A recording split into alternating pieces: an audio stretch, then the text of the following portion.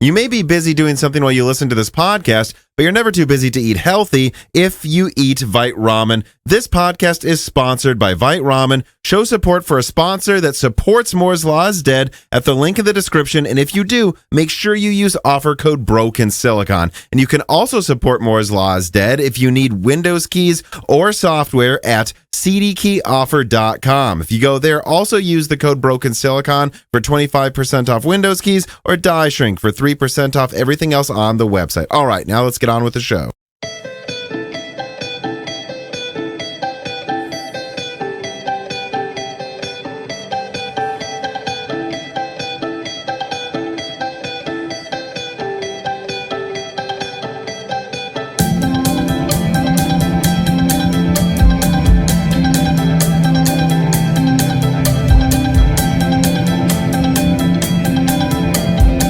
Welcome to Broken Silicon, a gaming hardware podcast. I am your host, Tom, and I am joined today by housemate Dan. So if you'll notice, Dan is in a very different setting. I would hope you like the paint that I chose for that room in the house. It's a much nicer looking background than the hotel you were in while you finished up work at grad school. Yeah, I think it's a bit nicer. Well, and I take quite compliment to this, although I guess it's not really saying much that you've been enjoying the home-cooked meals here much more than getting takeout for a week or two. Yeah, that got old pretty quickly, so I'm enjoying having actual good food again. Yeah, I mean, I'm trying to think of, because when I went to college, I pretty much... at Michigan Tech, I pretty much just did the cafeteria food. If I didn't, it was because it was like the last year and I actually had a little money to go out with friends to the local Applebee's or another similarly fancy place when I was younger. And, besides that, I basically went from that to just cooking for myself every night, and I pretty much cook for us here every night as well. And it's funny because I don't think I ever went through a phase where I ate a whole lot of takeout ever. No, I try to eat. I try to cook my own food whenever I can. So it's a lot. I think it's generally better than eating takeout / food every night. So yeah, but I don't. But was that the longest amount of time you kind of did that, though? Would you even say? Yeah, I mean, I when I was in undergrad, for the most part, I lived in apartments 3 out of the 4 years I was there, so I was even eating my own cooked food for most of college. So I only had 1 year of the dorm food experience, but the dorm food there was generally pretty good, and there were options that weren't greasy. And there was fresh food there still. So I don't know how atypical it is, but I think, I can speak for both of us definitely and say that, our mom or dad would always pretty much cook obviously not every night, but most nights when we were younger. And then in college with the cafeteria food, but that wasn't really the same as takeout. It was decent quality. And then the second we were out of college, we cooked for ourselves. And that's pretty much something that pretty much everyone in our family does. Everyone in our family just cooks. It's just something we do. And I don't think we've ever gone through any phase of eating takeout. So I definitely feel bad for you, but I don't know how much I can empathize, because it's crazy to realize I don't think I've ever done it. Yeah, it's not fun. So I'm hoping to not have to eat takeout a ton in the near future. Actually, we'll see. The most I ate takeout really was driving to Michigan Tech and Upper Michigan from Central Illinois between the ages of 18 through whatever it was, 22. And that 9-hour drive of just knowing, if you want KFC, get it before you get to the upper half of Wisconsin, because they just only have Subway there. That's it. That's all you're eating, basically. Is that in Culver's at a certain point. And if you wanted KFC or some other thing like that, Illinois, southern Wisconsin, above that, nothing but Subway. It was weird. I do have to say, I ate Taco Bell one night there while I was there, and I never had like stomach issues from Taco Bell when I was younger, but I haven't eaten it for probably like 7+ years now, and it did not sit right with me anymore. So Now Taco Bell.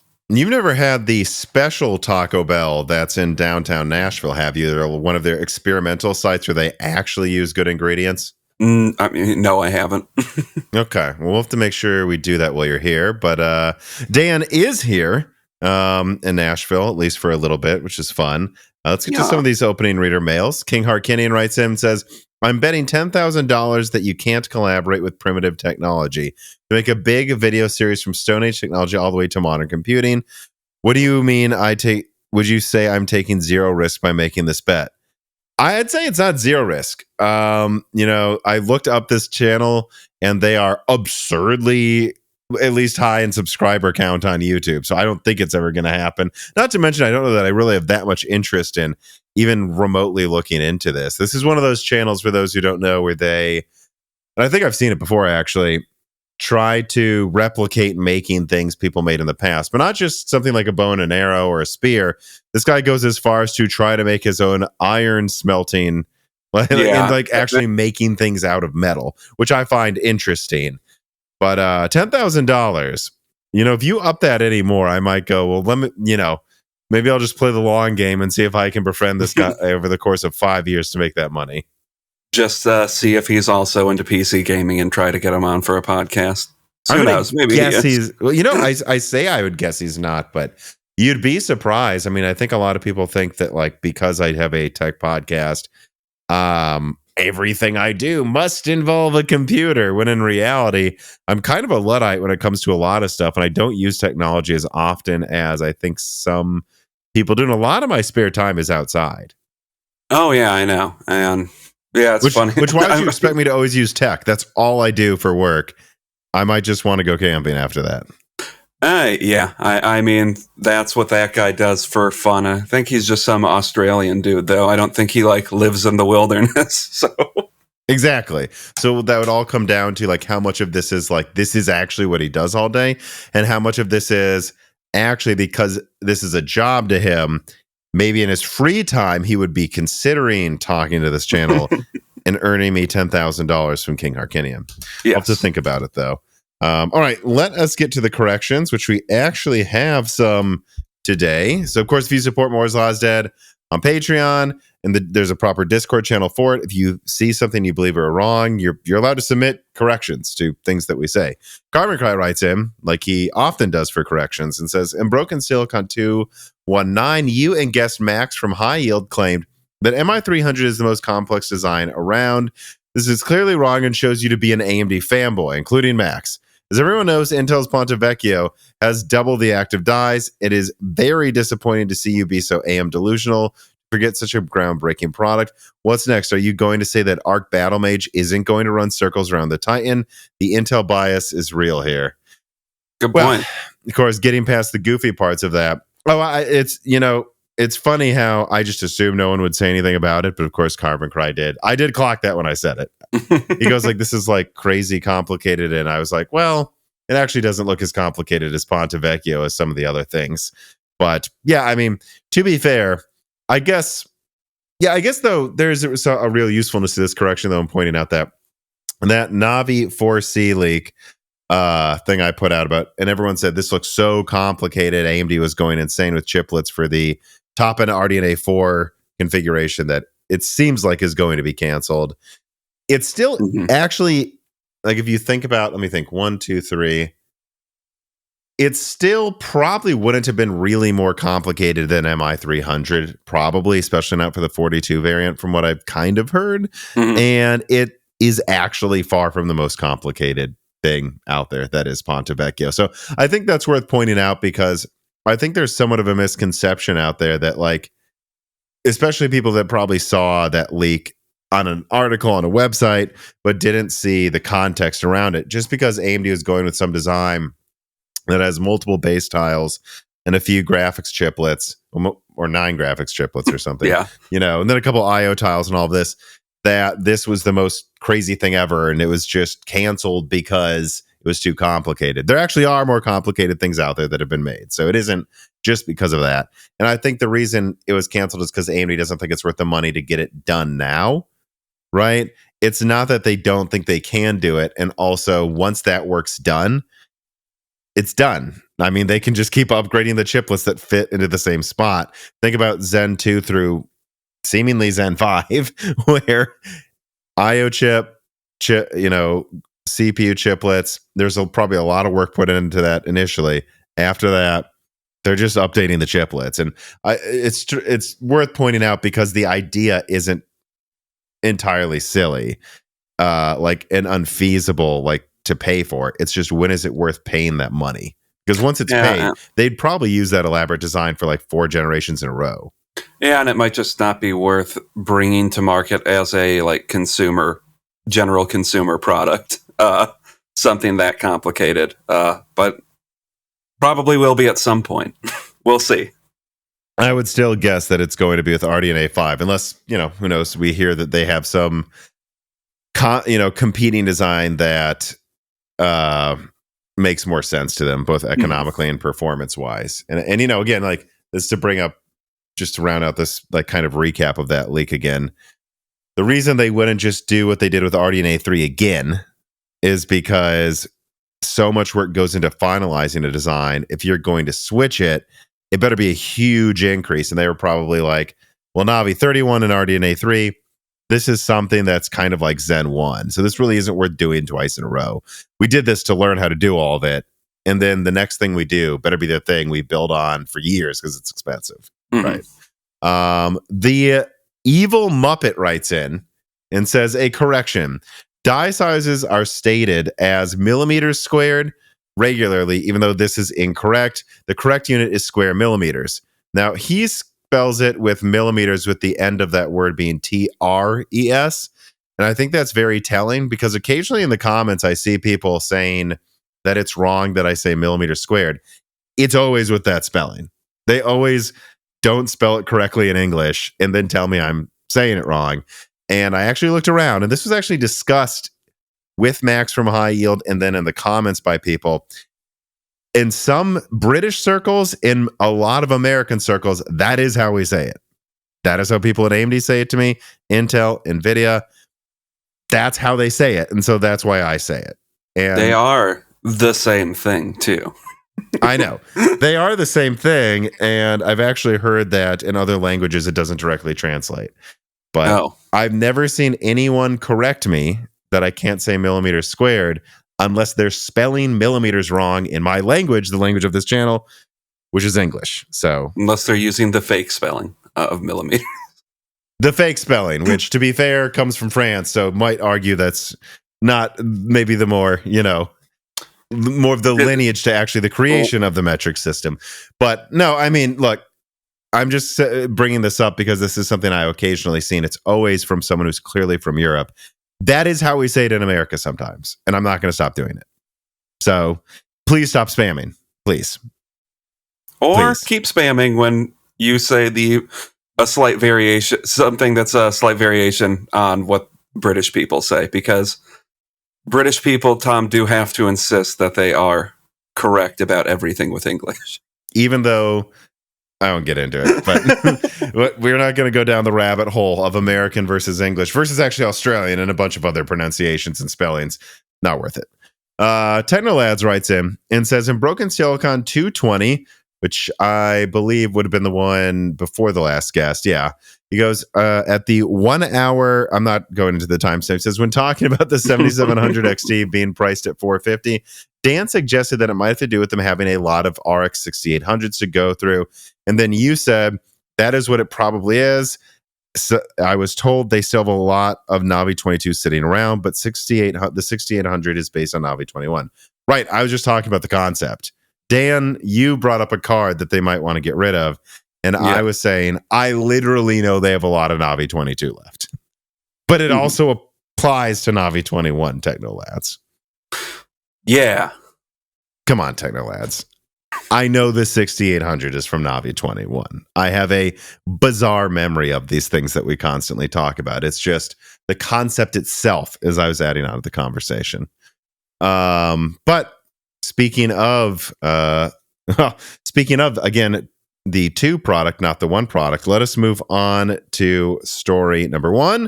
RX 7800 XT and 7700 XT reviewed. All right, and here is the write-up. And of course, there's a lot of links in the description from various reviews of these graphics cards for those who want to look at what we referenced.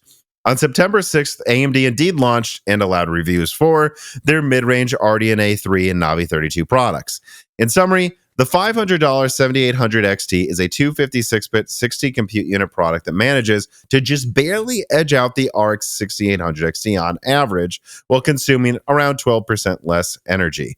And the $450 7700 XT is a 192-bit 54 compute unit product that trades blows with the old RX 6800 while consuming similar levels of energy. But of course, the performance is never what really matters in the mid-range, where you rarely expect the performance to go beyond the top end of last gen. No, it's the price performance in the mid-range that matters. And here, both cards managed to top the charts in value. That's right. The 7800 XT is the best bang for your buck mid-range card on the market right now. And the 7700 XT, as demonstrated by Hardware Unboxed, is the second best value as well. So if you remove the 7800 XT from the equation, the 7700 XT is still a good value card compared to literally everything else out there. But of course, they are still awkwardly priced close to each other. But as noted in previous Moore's Law's Dead videos, like that 7800 XT benchmark leak, this is likely to take advantage of the Starfield premium bundle on a new sub $500 card that trounces the 4060 Ti. And over time, people should expect most of the volume to transition towards the 7800 XT, right? Just because they're shipping half of each card right now does not mean that's what they're going to do forever. They're probably just getting rid of the like 10% of yields that actually need to be disabled. Well, the 7700 XT is then allowed to fall in price, probably a bit below 450. In fact, in an interview, Scott Herkelman basically directly said AIBs will drop lower priced versions of it eventually.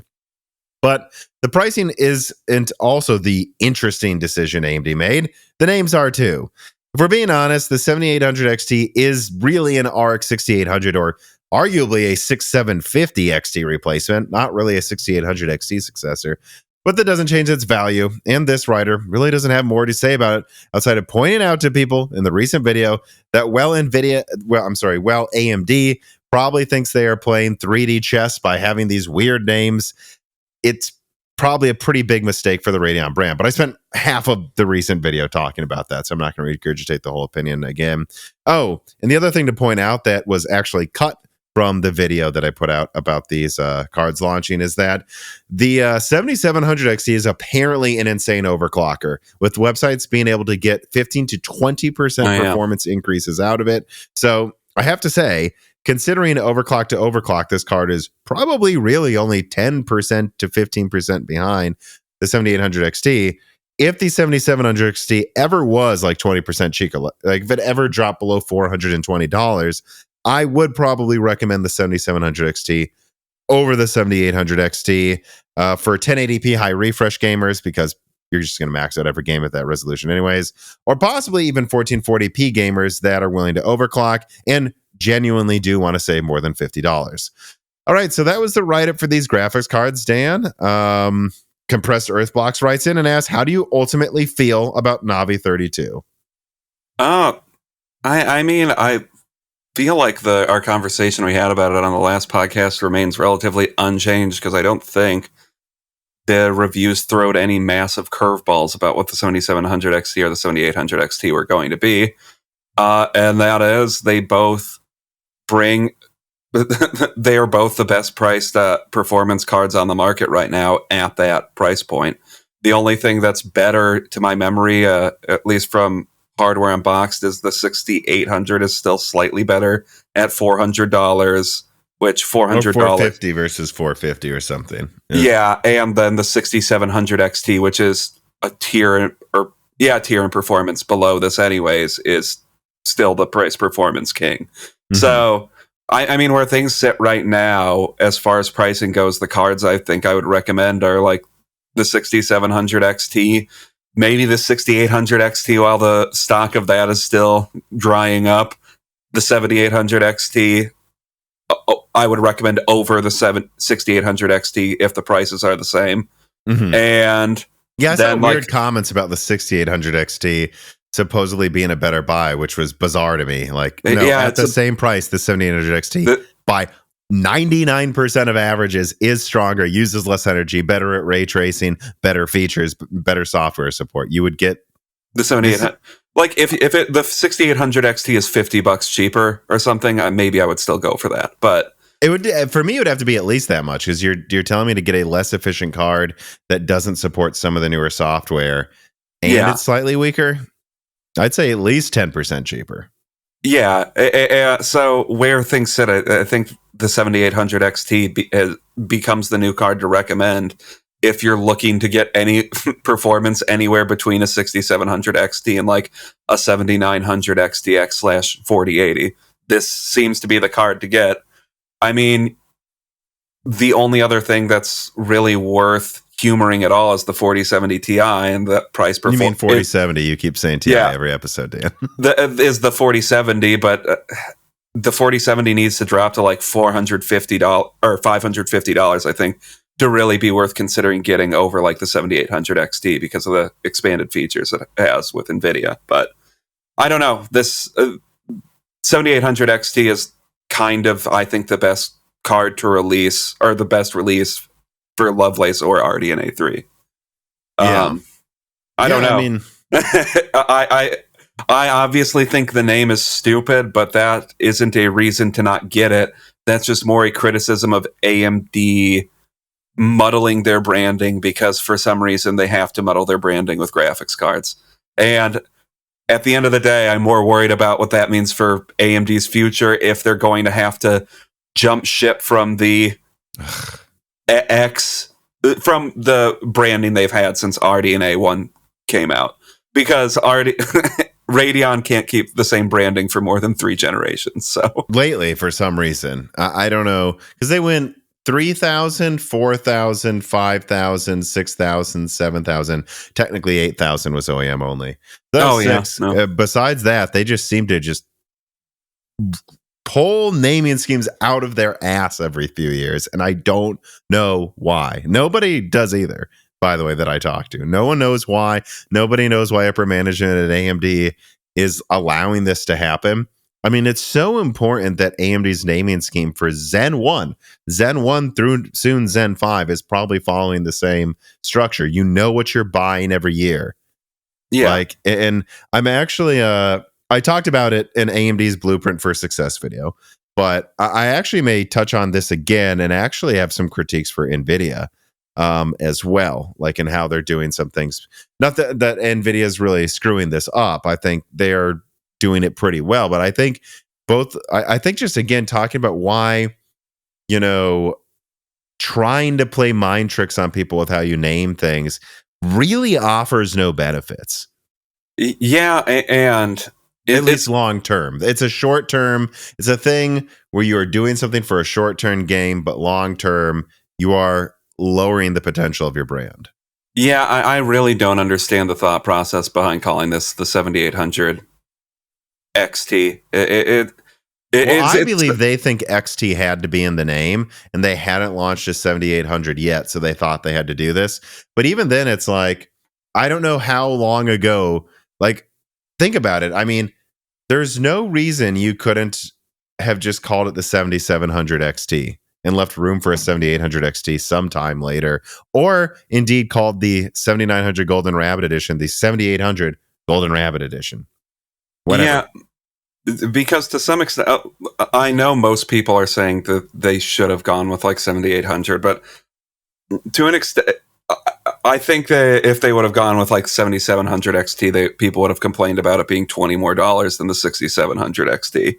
But I don't know, if you just read people's thoughts on this online, the discussion is completely surrounding the fact that you shouldn't buy it because it's not stronger than the 6800 XT. It's slightly stronger, but it's more or less the same level of performance as a 6800 XT. Yeah. And if they would have just called it a 6800 or 6750 or 6700 XT 7700 successor, or if they would have called it the successor to one of those, Yeah. That entire discussion would have been gone, and people would have been like, well, it's not a huge generational uplift, but it's still an uplift, when they're just completely ignoring the fact that it's $150 lower MSRP than the thing it claims to be the successor to anyways. Yeah, and it's clear they kind of wanted to charge $500 for the 6700 XT, but they decided to do this weird trick where it's $20 cheaper than the 3070, which is just so weird. But and so it's like, well, there's a long-term gain to this as well. Like a 7700 XT that costs $500 flat and gets good reviews makes people go, if I'm arguing in the boardroom here, now people are happy with a $500 X700 XT. We've stuck out this as the price we charge for our mid-range products. But instead now, everyone's going to continue to expect, like, let's say RDNA 4 overperforms expectations, and the top card, despite being a monolithic die, it's on 4 nanometer, maybe it's 300 millimeter squared or something. Hey, this thing manages to be almost a 4090.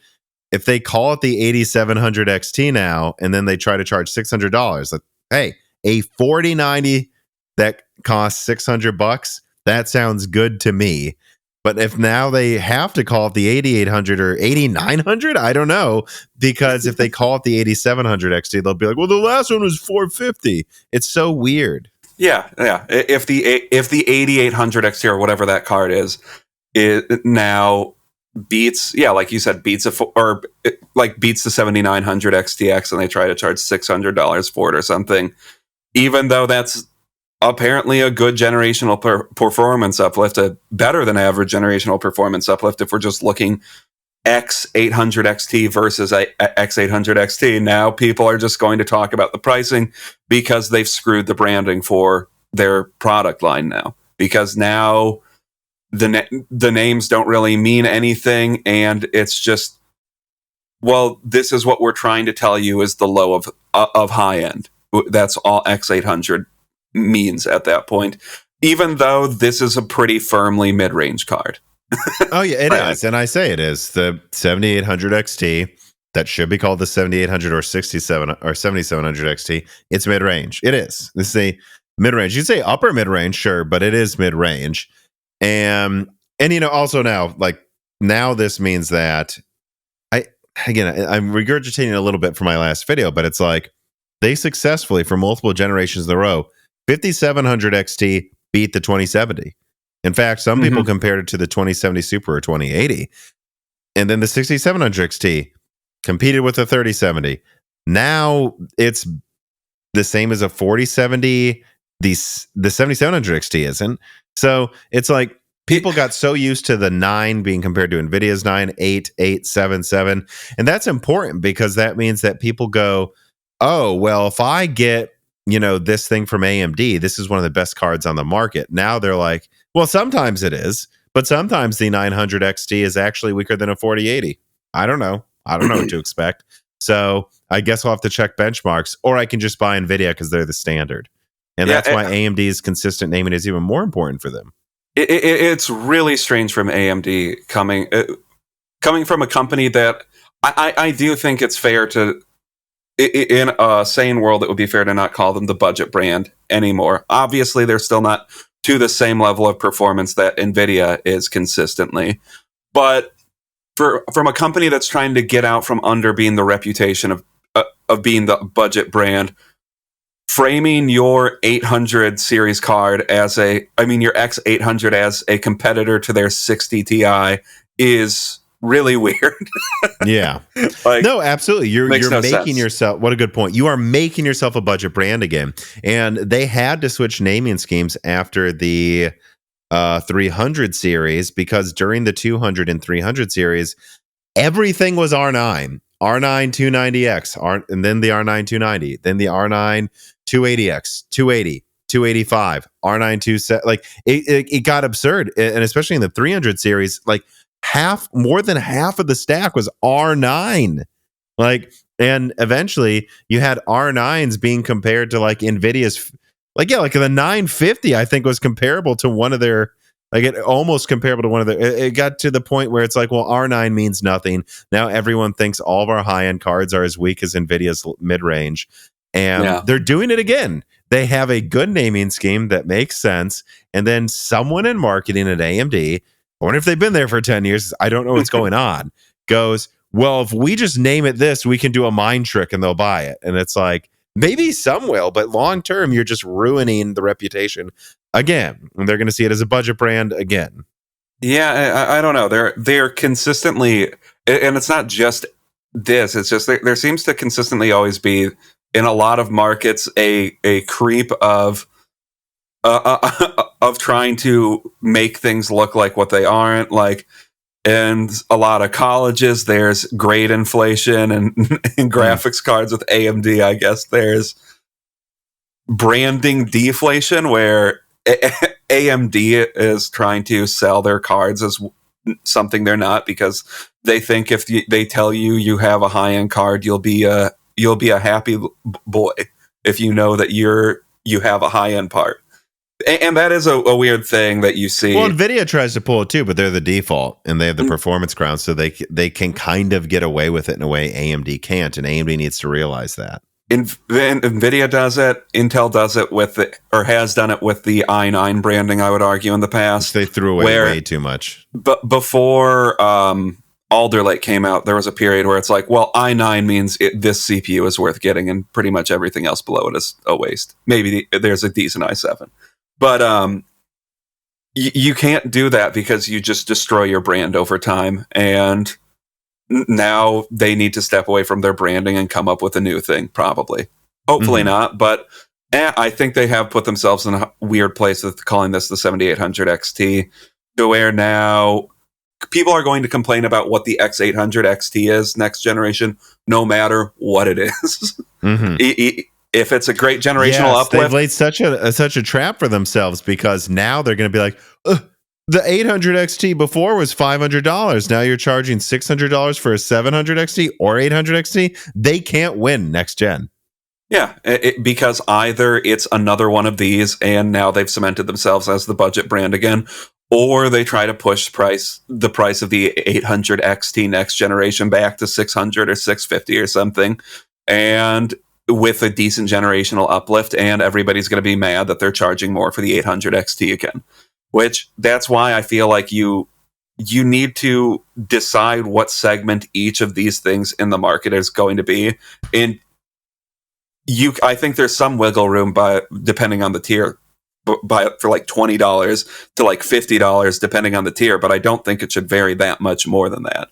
Like the 900 XT, I think, is supposed to be a $900 to $1,000 card now, and if next gen they try to pull something by calling it the 900 XT $700 and it's not actually any better than the 7900 XT, people will be mad about it. Yeah. They need to figure that out. Keep pushing down their segments lower and lower.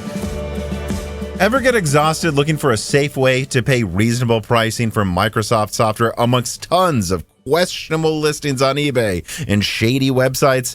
Well, now you don't have to do this any longer, not if you go to cdkeyoffer.com. This piece of content is brought to you by cdkeyoffer.com and their back to school sale. Whether it's Microsoft operating systems, Office products, or even many of the latest AAA games, cdkeyoffer.com provides PC gamers with a product that I honestly think this community does need. In a world where far too many of our components that make up our PCs are getting more expensive every year, the last thing we need is monopolistically priced software to remain on that list of stupid stuff we pay too much for. And you know, the Moore's Law is Dead team has been working with cdkeyoffer.com for many years for a reason. They've been good to me. They've been good to Dan. They've been good to family members that use their website when they build a PC.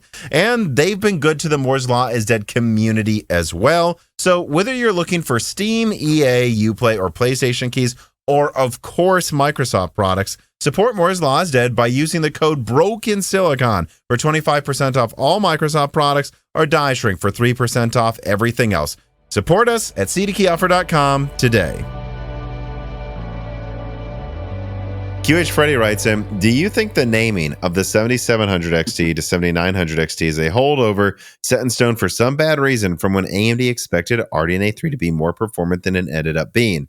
Yeah, I think that's a part of it. I think there's something going on here where AMD, and again, I don't want to regurgitate all of this, but it is shocking, like whether it's people in AMD's APU division, whether I'm talking to people at laptop OEMs that got presentations from people at AMD about Phoenix and about Navi 33 products, or another example is just people talking about the top chips. It all basically consistently was 20% weaker than they expected, and they still haven't launched that top chip that can go up to 192 megabytes of cache, which again, not recapping all of that. We've beaten this horse to death. There's an Angstronomics article, several videos out of me. It's all out there. But, you know, I think, again, the overall, each segment's 20% weaker than they expected, and they didn't launch the actual top 450 watt chip that they had waiting. But they still probably had those names sitting around where they wanted Navi 32 to be the 7800 XT, but then they probably were like, well, should we adjust everything down? And then Nvidia goes, it's the 4080 12 gigabyte. And AMD's like, now let's play 7D chess with our naming because Nvidia is going to. When they didn't stop for a second and think, is Nvidia making a fucking mistake? And we just shouldn't do everything Nvidia does. And then Nvidia realized it, unlaunched the 4080. AMD kept their stupid naming. Yeah, because I mean, I guess if it was a holdover for better performance, I think it's mostly them trying to play mind tricks, to be clear. But I think there is probably something to them having some of these names lying around from when they thought the cards would perform better than they did. And again, 20% better, not twice as good as this. Anyone who said it was going to be 4 times stronger is absurd. Because if the 7800 XT was more of a 4070 Ti competitor than a 4070 competitor in performance, then I can see why it would be called the 7800 XT. I don't think that would have been that absurd. Or just a hair below the 4080. Well, not a hair below the 4080, but like in between them or something. Yeah, then it would have been fair to call it a 7800 XT, and they probably could have charged $650 for that again or something. Mm-hmm. But I mean, they had what? How many months did they have to change the name? I guess it could be a holdover, but they did have like a year to change the name at that point. Yeah, I think it's mostly the 3D chess thing. Or 60 or 70. How many Ds make you guys happy? Because no one seems to realize 3D chess was the original phrase, because chess is played in a two-dimensional way. But anyways, QH Freddy writes in and he asks, why do you think AMD didn't pull the Navi 32 NDA forward to coincide with Starfield launch? Or at least allow reviewers to include Navi 32 cards in their Starfield benchmark videos? I don't know. Seems like a giant freaking mistake to me. I mean, it's mind-blowing to me that AMD actually had something, apparently, in their NDAs that said, even though Starfield is playable and will therefore be benchmarked before our launch, a launch that will include the game with our cards and our cards overperform in them, we won't let you include the 7800 XT and Starfield benchmarks. In fact, imagine what that could have done for sales, because some of these cards, like the 7900 XT is about a 4080 in Starfield. Yeah, the 7800 XT may have beat the 4070 Ti or been at least close, and they could have just included that before launch and everyone goes, oh my God, it's so good. And then I don't know what AMD marketing does. They need to be sacked. Radeon marketing does. No, there's nothing really for me to add. It made no sense. Like, this is probably the best performing, the best performing game for AMD on the market right now. And it's also the biggest, maybe second biggest game of the year to come out. Like, I don't get it. But such is Radeon marketing. And think of this too. It wouldn't be like the Nvidia thing where they tried to like bribe reviewers. Some of them took the money clearly to do 40, 60 reviews before everybody else if they only said good things. This would have been a thing where it's like, because I'm sure like Hardware Unboxed said they asked them, can we please include this? That'd be interesting. And they said no. And AMD could have gone, oh, yeah, I guess we wrote this NDA without thinking about the early release options. Sure, included in it. And this isn't us trying to make ourselves look good. They asked us to, and here it is. It's only one game. Anyone can do it if they have the game early. This isn't us telling you can only say good things. You just don't talk about the card yet. Just show it in the average, like that would have not come off as crummy or as bribery either. And this was only a marketing win. The fact that these cards came out so close to the launch of an AMD titled game, which is a massive game, and they did basically nothing with it, is just impressive. Impressive and it is impressive. Yes. Deadeyes117 writes in and says, "Hi guys, I've often heard from this channel that pre and post launch about RDNA 3 being better at ray tracing than RDNA 2. The impression I've always got, at least from my perspective, was to expect less of a hit for turning on ray tracing features relative to RDNA 2. But with 7800 XT reviews, it seems pretty similar in both. My expectation is based on my understanding of your leaks would be that if these cards are generally matched in raster, we should see a larger lead with RT active. Was I interpreting this incorrectly? Am I misremembering something you said? Or are there other problems going on with this card that's making this discrepancy happen with the 7800 XT? So before we started recording, I checked the hardware and box review, and the 7800 XT does beat the 6800 XT with ray tracing on by more than it does in raster, but it's like single-digit differences. Mm-hmm. So it is better at ray tracing if you turn it on average, but there's no way around it. AMD's performance with RDNA 3 has fallen short of if not their ultimate minimum goals, what they thought they would achieve. And I've said over and over that the thing that probably disappoints me the most is the ray tracing. Like RDNA 3's ray tracing increase always seems far below what I expected. Like that's the one where I'm like, wow. Even and I mean not even just below like leaks. I mean, based on their presentations at the reveal, where they're like, we did all these things to improve ray tracing performance.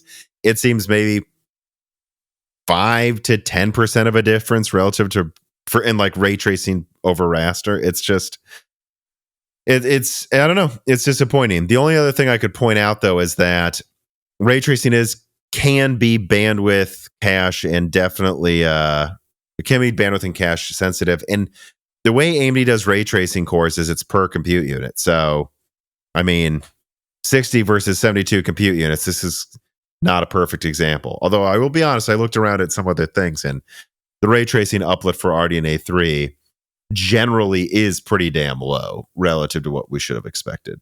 Even if I say this is 60 versus 72 CU, it still seems like it is. But cache and CU is important, and this has a lot less than the 6800 XT. Yeah, I mean, ray tracing is disappointing. I don't remember. Do you remember the number they said at the RDNA 3 reveal? Didn't they say like 60% better per CU or something like that? Oh, I don't remember. I thought I for some reason my brain's like 40%, but I don't really remember. It was not a few percent. So if it was 40%, with 60 CUs versus 72 CUs, the 7800 XT, given that metric, still should outperform it by like 20% in 15-20% in for ray tracing, I feel. And if it's not hitting that, then yeah, it's obviously below what they said, which was already, when I saw that, I was a little bit nervous about what that would look like. But now AMD has 2 generations of catching up to do when it comes to ray tracing versus 1 for the next generation to come out. And I don't know. I hope they do it, but yeah, I mean, the only other thing I can say is, unless I'm misremembering, there are tech demos where RDNA 3 per CU does beat RDNA 2 by double digits, sometimes 20, 30, 40%. But I believe those are oftentimes examples where its ray tracing performance is crushed even harder by Nvidia anyways. And so it's one of those things where like RDNA 2 was designed to allow you to turn on ray tracing and also like not take that much of a hit if it's light levels of ray tracing. And that is worked out. I mean, you look at Spider-Man and some other titles like Resident Evil Village, and this ray tracing performance is pretty great if it's just some reflections and shadow stuff. But the second you crank it up like crazy, like in Cyberpunk, ruin AMD performance mode, like, I mean, yeah, I don't know. RDNA 3 is kind of just Gen 2 of min-maxing ray tracing and raster performance per millimeter squared or squared millimeter. Because that's still clearly their goal is minimizing die size while supporting as much ray tracing as possible. and it's not a fundamental shift. RDNA 4 and 5 are supposed to do that, like as a 1-2 step to finally get there. Mhm. But it's very clear RDNA 3 isn't even a half step to those, unfortunately. Like, we don't have much else to say. I will say this, though, too. There's been some pretty big ray tracing performance increases in RDNA 2 cards in drivers released after RDNA 3 came out, which is weird. Or actually, and I believe right before as well. So I don't know what that's about. If some of that was like, oh, and this is before we update RDNA 2 with things we learned. I almost wonder if that's a component of it. Right. Now let us move on to something that I thought deserved its own story. With story number 2, RX 7800 XT is the first big GPU seller of 2023. As warned by this channel that retailers were expecting this to happen weeks ago, Navi 32 is a sales success so far, and arguably the best GPU launch in 2023. The immediate sales were covered extensively in that 7800 XT sells out video, and right before recording, Dan, Tech Epiphany on Twitter shared that at least based on Mind Factory data, Navi 32 is selling incredibly well in parts of Europe. But also, I thought it would be good to follow up today with the following data points. Before we started recording, and I'll actually have Gerard put these on screen, I looked at several micro centers before we started. And when you look on screen and see this, remember, micro centers for most of these models had over 25 of them in stock, dozens in stock before they went on sale. And even when they said they were going on sale. And if you check, Minneapolis Micro Center, 7800 XT sold out. Chicago, almost sold out. Brooklyn, almost sold out. Atlanta, almost sold out. And then if I check the 7700 XT, it seems like over half of the stock is gone already.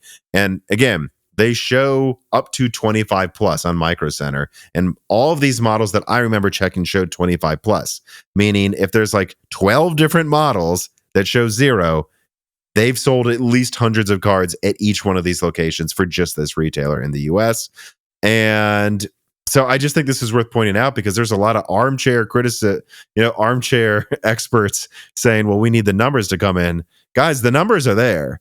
It went to the number 1 bestsellers on Amazon. You can't do that unless there's a lot of stock.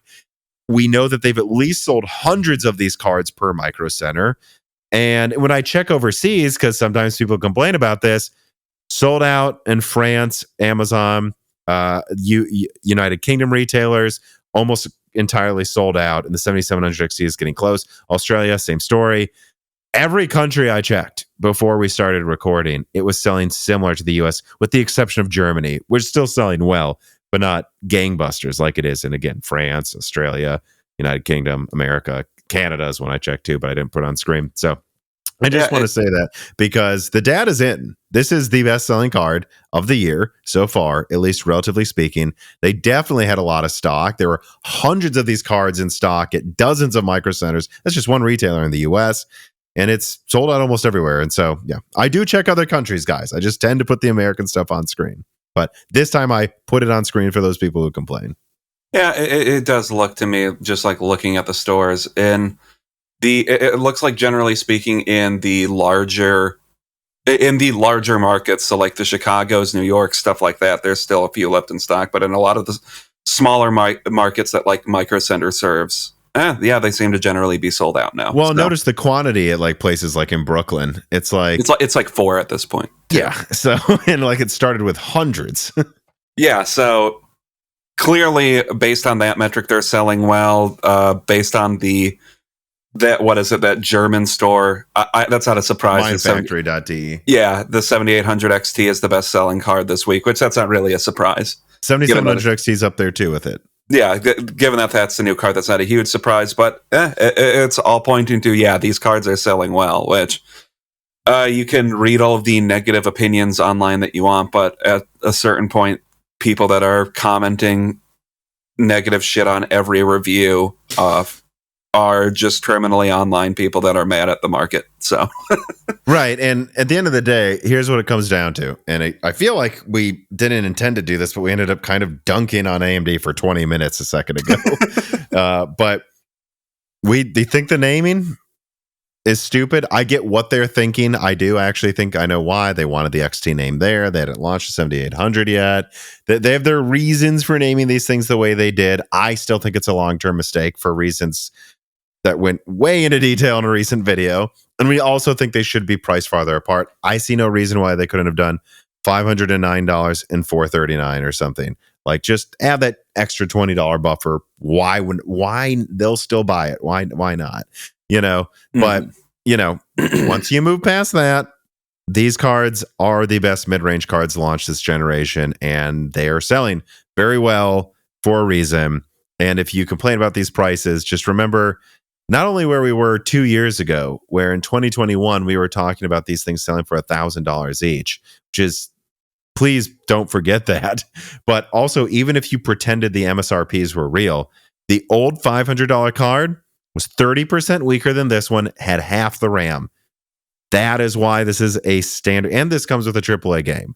So that's why it's selling well, because in a few years, we've gone from a 8 gigabyte card that's around 2080 Ti performance to a card that's just below the 3080 with 16 gigabytes for the same price. That is a standard generational uplift in price performance. I'm sorry, the name's stupid. It's really a 6700 XT successor, or 6800 successor, but this is a massive increase in price performance and capabilities over what you could buy a while ago. And again, don't forget, the 3070 looked good temporarily because they skimped on VRAM. Yeah. Should have been a 16 gigabyte card. Yeah. At the end of the day, the 7800 XT is probably the card you should be trying to get. Like, even if you're building a system with a 6700 XT in it, I think if you can push your budget a little bit, or maybe make sure your components all make sense, try to go for a 7800 XT as opposed to getting a 6700 XT, even though that is the best price performance card on the market right now. So it's not like that's a bad card to get. But and I think the 7700 XT closely follows. It's just stupidly priced against the 7800 XT. And I think over the months, the price for the 7700 XT will probably come to reflect that. And hopefully it'll drop to like $420 or $400, where it will actually be worth getting. Where it'll be an absurdly better choice over the 4060 Ti. Yes. QH Freddy writes in, is the recession over? Are the chips the hot thing again? I think you answer, Dan. What do you think? I'm never sure if the perpetual "are we in a recession" is over. I don't know. These are selling well, and while these are mid-range cards, they're more expensive than mid-range cards used to be. So clearly, there was some pent-up demand to get for something at this price for people to get. No, I think there was, for obvious reasons. People want the new generation. They want to know that the new software features coming out over the next few years will be usable by them, that they're getting the most efficient product they can at that price point. And anyone who had a 3090 or even 6800 XT or 6900 XT, these 7900 XT through 4090, besides the 4080, which is terrible, pretty big pricing and to performance uplift over last gen, where, same price. A few years later, the 7900 XTX is now what, 30 to, it depends how you look at it. Compared to the 6900 XT, it's like 50% better, same price. So, or more, because those are selling for almost $2,000 at some point. So that's a bonus. And the 4090 raises the price by $100. Well, basically by almost doubling performance over the 3090. That's that. And again, there's people who've written in and got mad at me like it's not double the 3090 Ti. Guys, I keep saying 3090. Okay, not 3090 Ti. So calm down. The 4090 is, especially if you turn up ray tracing, double the 3090 easily, actually. But anyways, I digress. And then I think those people are pretty happy. And in the low end, I looked at the 6710 gigabytes in stock again in some places for like $250. That's good. What a deal on the low end. I love that card for under $300. But in the mid range, I agree. There's probably a lot of people that got the 3070, by the way, and want more RAM, who are like, can something please come out for under 500? That is a standard uplift with more RAM, and here we are. Yeah, I mean, the market's at least in, as far as pricing goes, is at least in a good place, and I think the fact that these are selling out everywhere says they're in a place where, barring these cynical people that are just perpetually mad, people want to go out and buy things again. So, but it has to just be fairly priced, and I think this is good. If you look on eBay, these aren't being scalped. Yes, there's like one guy trying to. I'm aware there always will be, but you got to understand, like, this is actually very good news. The card that doubled RAM and increased performance by like 30% over the last $500 standard, the 3070. That one is the one selling well. That's a good thing that's selling well. Because if it didn't, I mean, if you're AMD, you're going to just go, no more well-priced cards. We're just going to copy Nvidia. Them being rewarded when they released a decent card means they're probably looking at their RDNA 4 strategy even harder now and going, people will buy it. We just got to be the right amount, and they will. And I do think this AMD's always either sold their card for charity prices in the past, or they've sold them for, again, $20 less than Nvidia, and that's just weird. But again, at the same time, it's not just selling well. The scalpers are also not making a bunch of money. So this is pretty much the exact thing you want to happen. A healthy market where the better product is rewarded, but also scalpers aren't making a field day. Why are you making a weird grin? What's going on? What do you think about the guy, though, Tom, that's trying to sell one of the 7800 XT for $920 on eBay? on eBay. The one question I have is this someone in the US, or is he trying to sell it to Europe? But Europe, the prices aren't that much. I'm not sure. It doesn't look like it's going to sell for that price. I am the second person to have clicked on this in 24 hours. Yeah, so screw you, guy. Well, and let's be very clear about this too. This kind of gets me to something else. I think a lot of people are going, well, so now it's going to happen. These are all going to shoot way above MSRP. No, they're not. There's used 6800 XTs for $450 or less on eBay, sometimes $400. These will not be easily going way above MSRP because people just buy 6800 XT. Yeah, I use 3080, something else.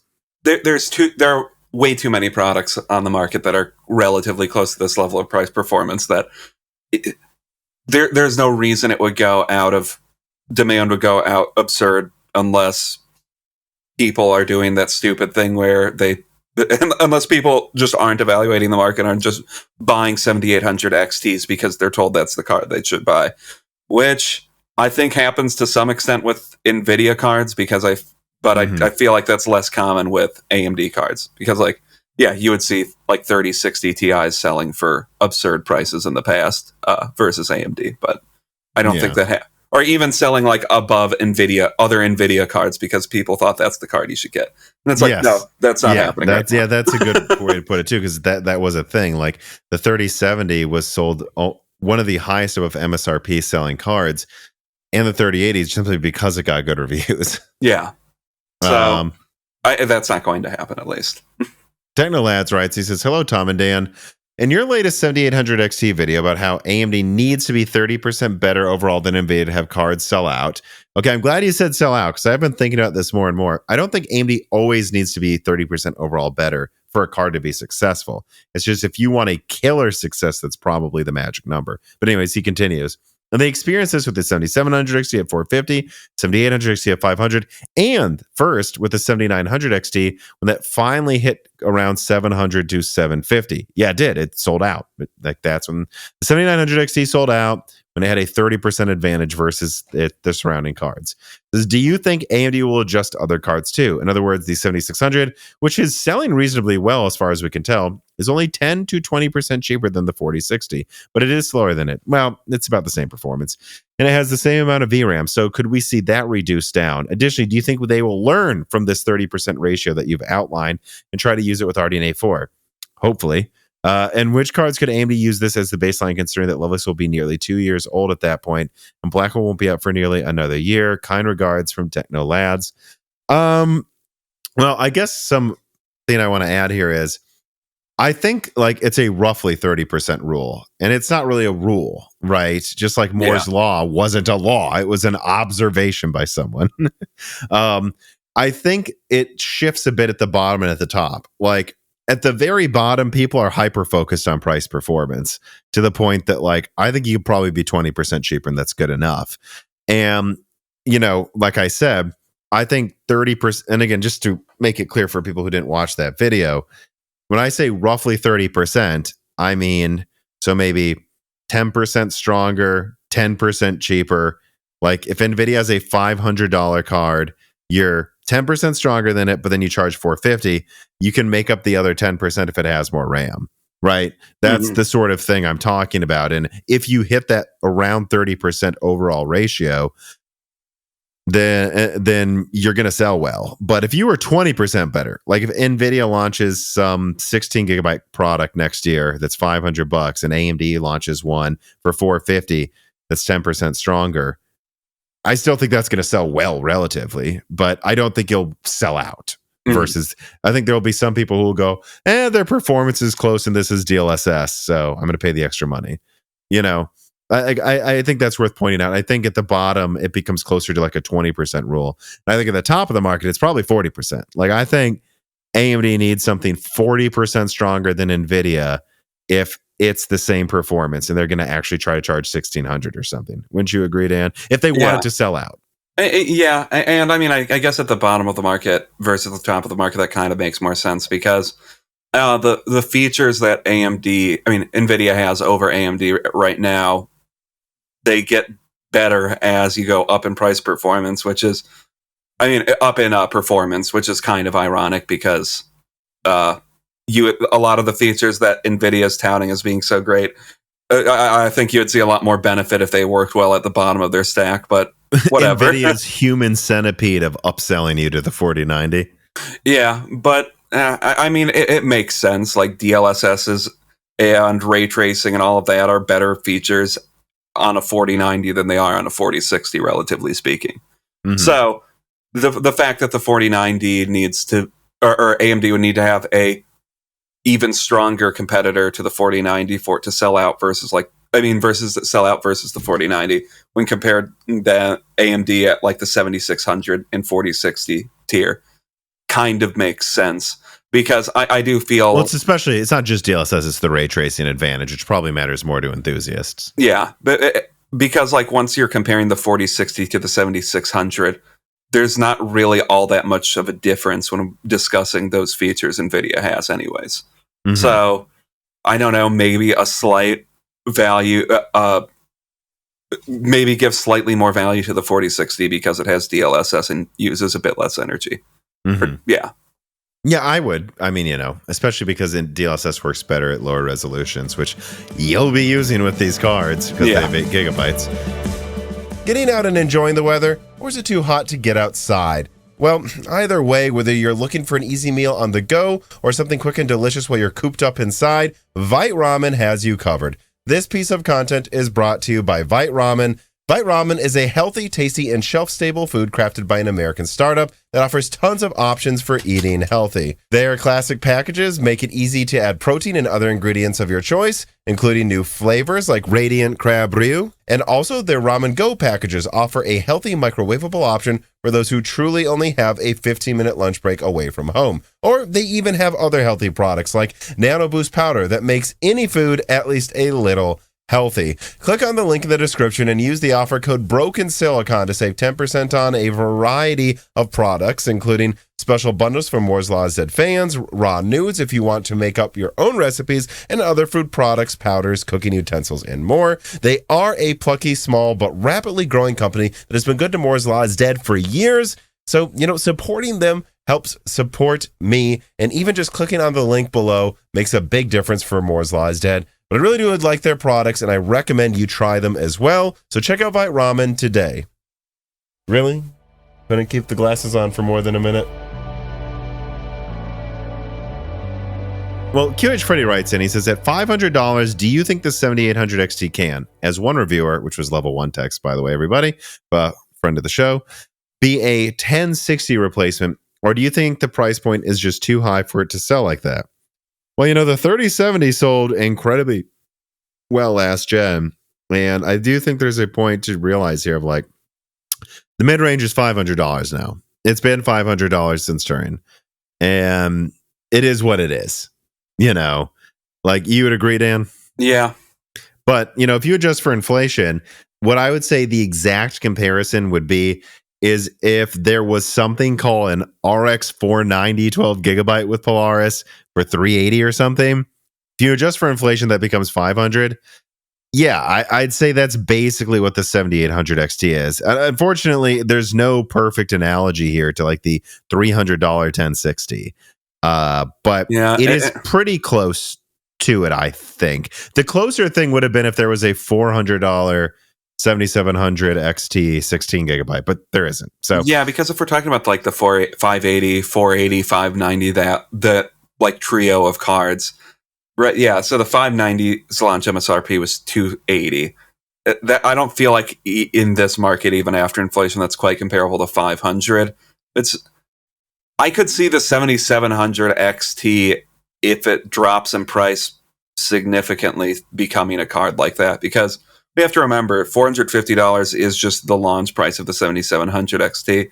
Maybe there will be a huge demand for used 7700 XTs going into the future because it's a pretty decent 1080p/1440p card with enough RAM to run things in 1440p. well, but I still think long term, if you want it like 8 gigabytes was on the 580 or even 6 gigabytes was back then, you want 16 gigs now, personally, is what I would say. So yeah, probably. I think it is. And, if you want Starfield, this comes with the premium edition. That kind of knocks off $100 right there. And you already get to the inflation difference anyway. So I think so. Mm-hmm. I think this is pretty much as close as you're going to get. You have a card that has more than enough RAM, more than enough performance for 1440p. Back then, it was more than enough performance for 1080p. And it can certainly do 4K fine, just like that could back then too, or that could do 1440p fine back then. So I think this is kind of close, but there's no real perfect analogy. And I just would hope that RDNA 4 gets us there. Yeah, we'll just have to see. Yeah, I mean, I think it's becoming like, if we want to call the like 6700 XT / like 6700 the kind of successors to that, then this is kind of a successor to that. So like a couple of years from now, I would guess these are probably going to sell for like $330 to $350, and that might be what people see as the not budget option, but like this, you're buying in the lowest level of buying into good performance.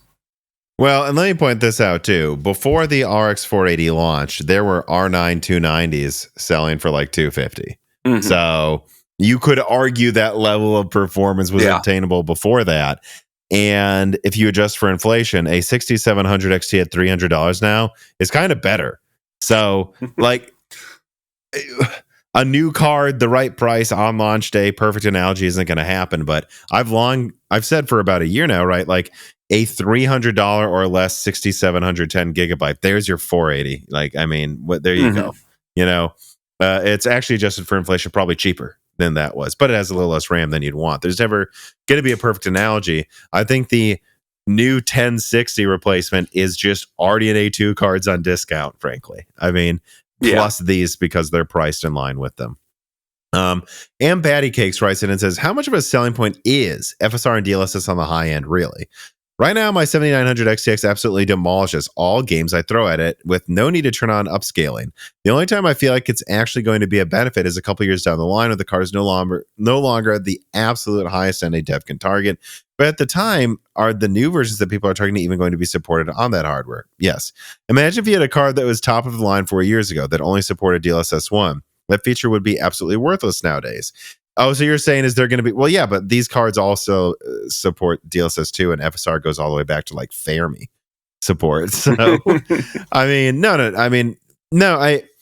so anyways, I would reject the premise that these things won't be used anymore. I think they will. And at the end of the day, if they're not, it's because there's a new upscaling tech that will also be used on the 7900 XT. So let's just talk about, the question then, is DLSS and FSR really a selling point at the high end? Yeah, I mean, I think so, because it, in a lot of games, especially with DLSS, is above native quality. Yeah. Not all of them, but some of them.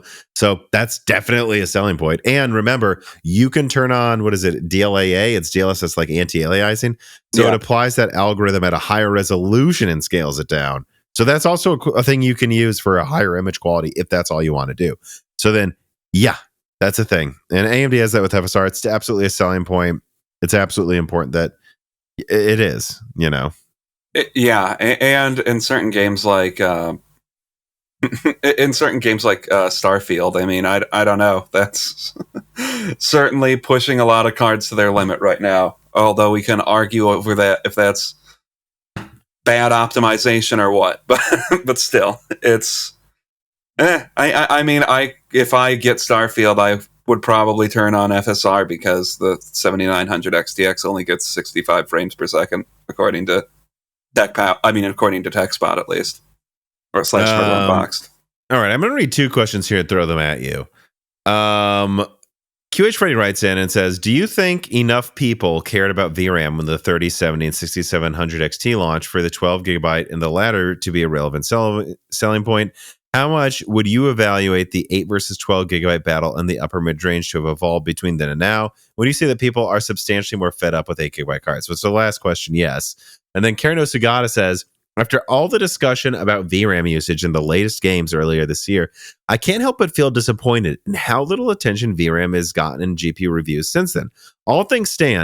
As things stand, I expect history to repeat itself in a few years as VRAM usage continues to increase. So what should we do? Maybe we should all ask GPU reviewers for more discussions on VRAM in the reviews and recommendations. Yeah, it is interesting. Like these discussions about VRAM, and I think it's like a rounding up from like 24% to 30% for my roughly 30% rule I proposed in a recent video. But I think there's also something to be said that when you have the 8 gigabytes above $300, it's just not enough. So like, it's a nice thing to have for the future, but once you're above $300, for me, it's not a goal, it's a constraint. Like, no 8 gigabyte card will be bought by me above $300 ever. To be fair, I do think the discussions earlier this year, even if they're not carrying, although I do, to a point, it's like, I don't know how much you can just keep hammering home the same point, because we did it like 3 podcasts in a row with several different devs. Starfield seems to have, like, the new big game that came out seems to have some performance issues according to people, but it's not because it's using a ton of RAM or something. It's just like, hammering CPUs and GPUs really hard. Yeah, this just gets 60 frames per second at 4K. Sorry.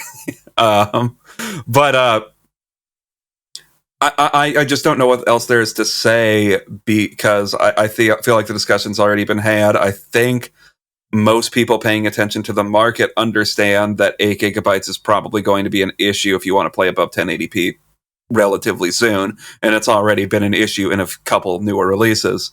And I think there has been a positive effect. I think the 6700 XT has become the default, the default card for a lot of people, because it has more than 8 gigs of RAM and gets pretty good performance and is a good price.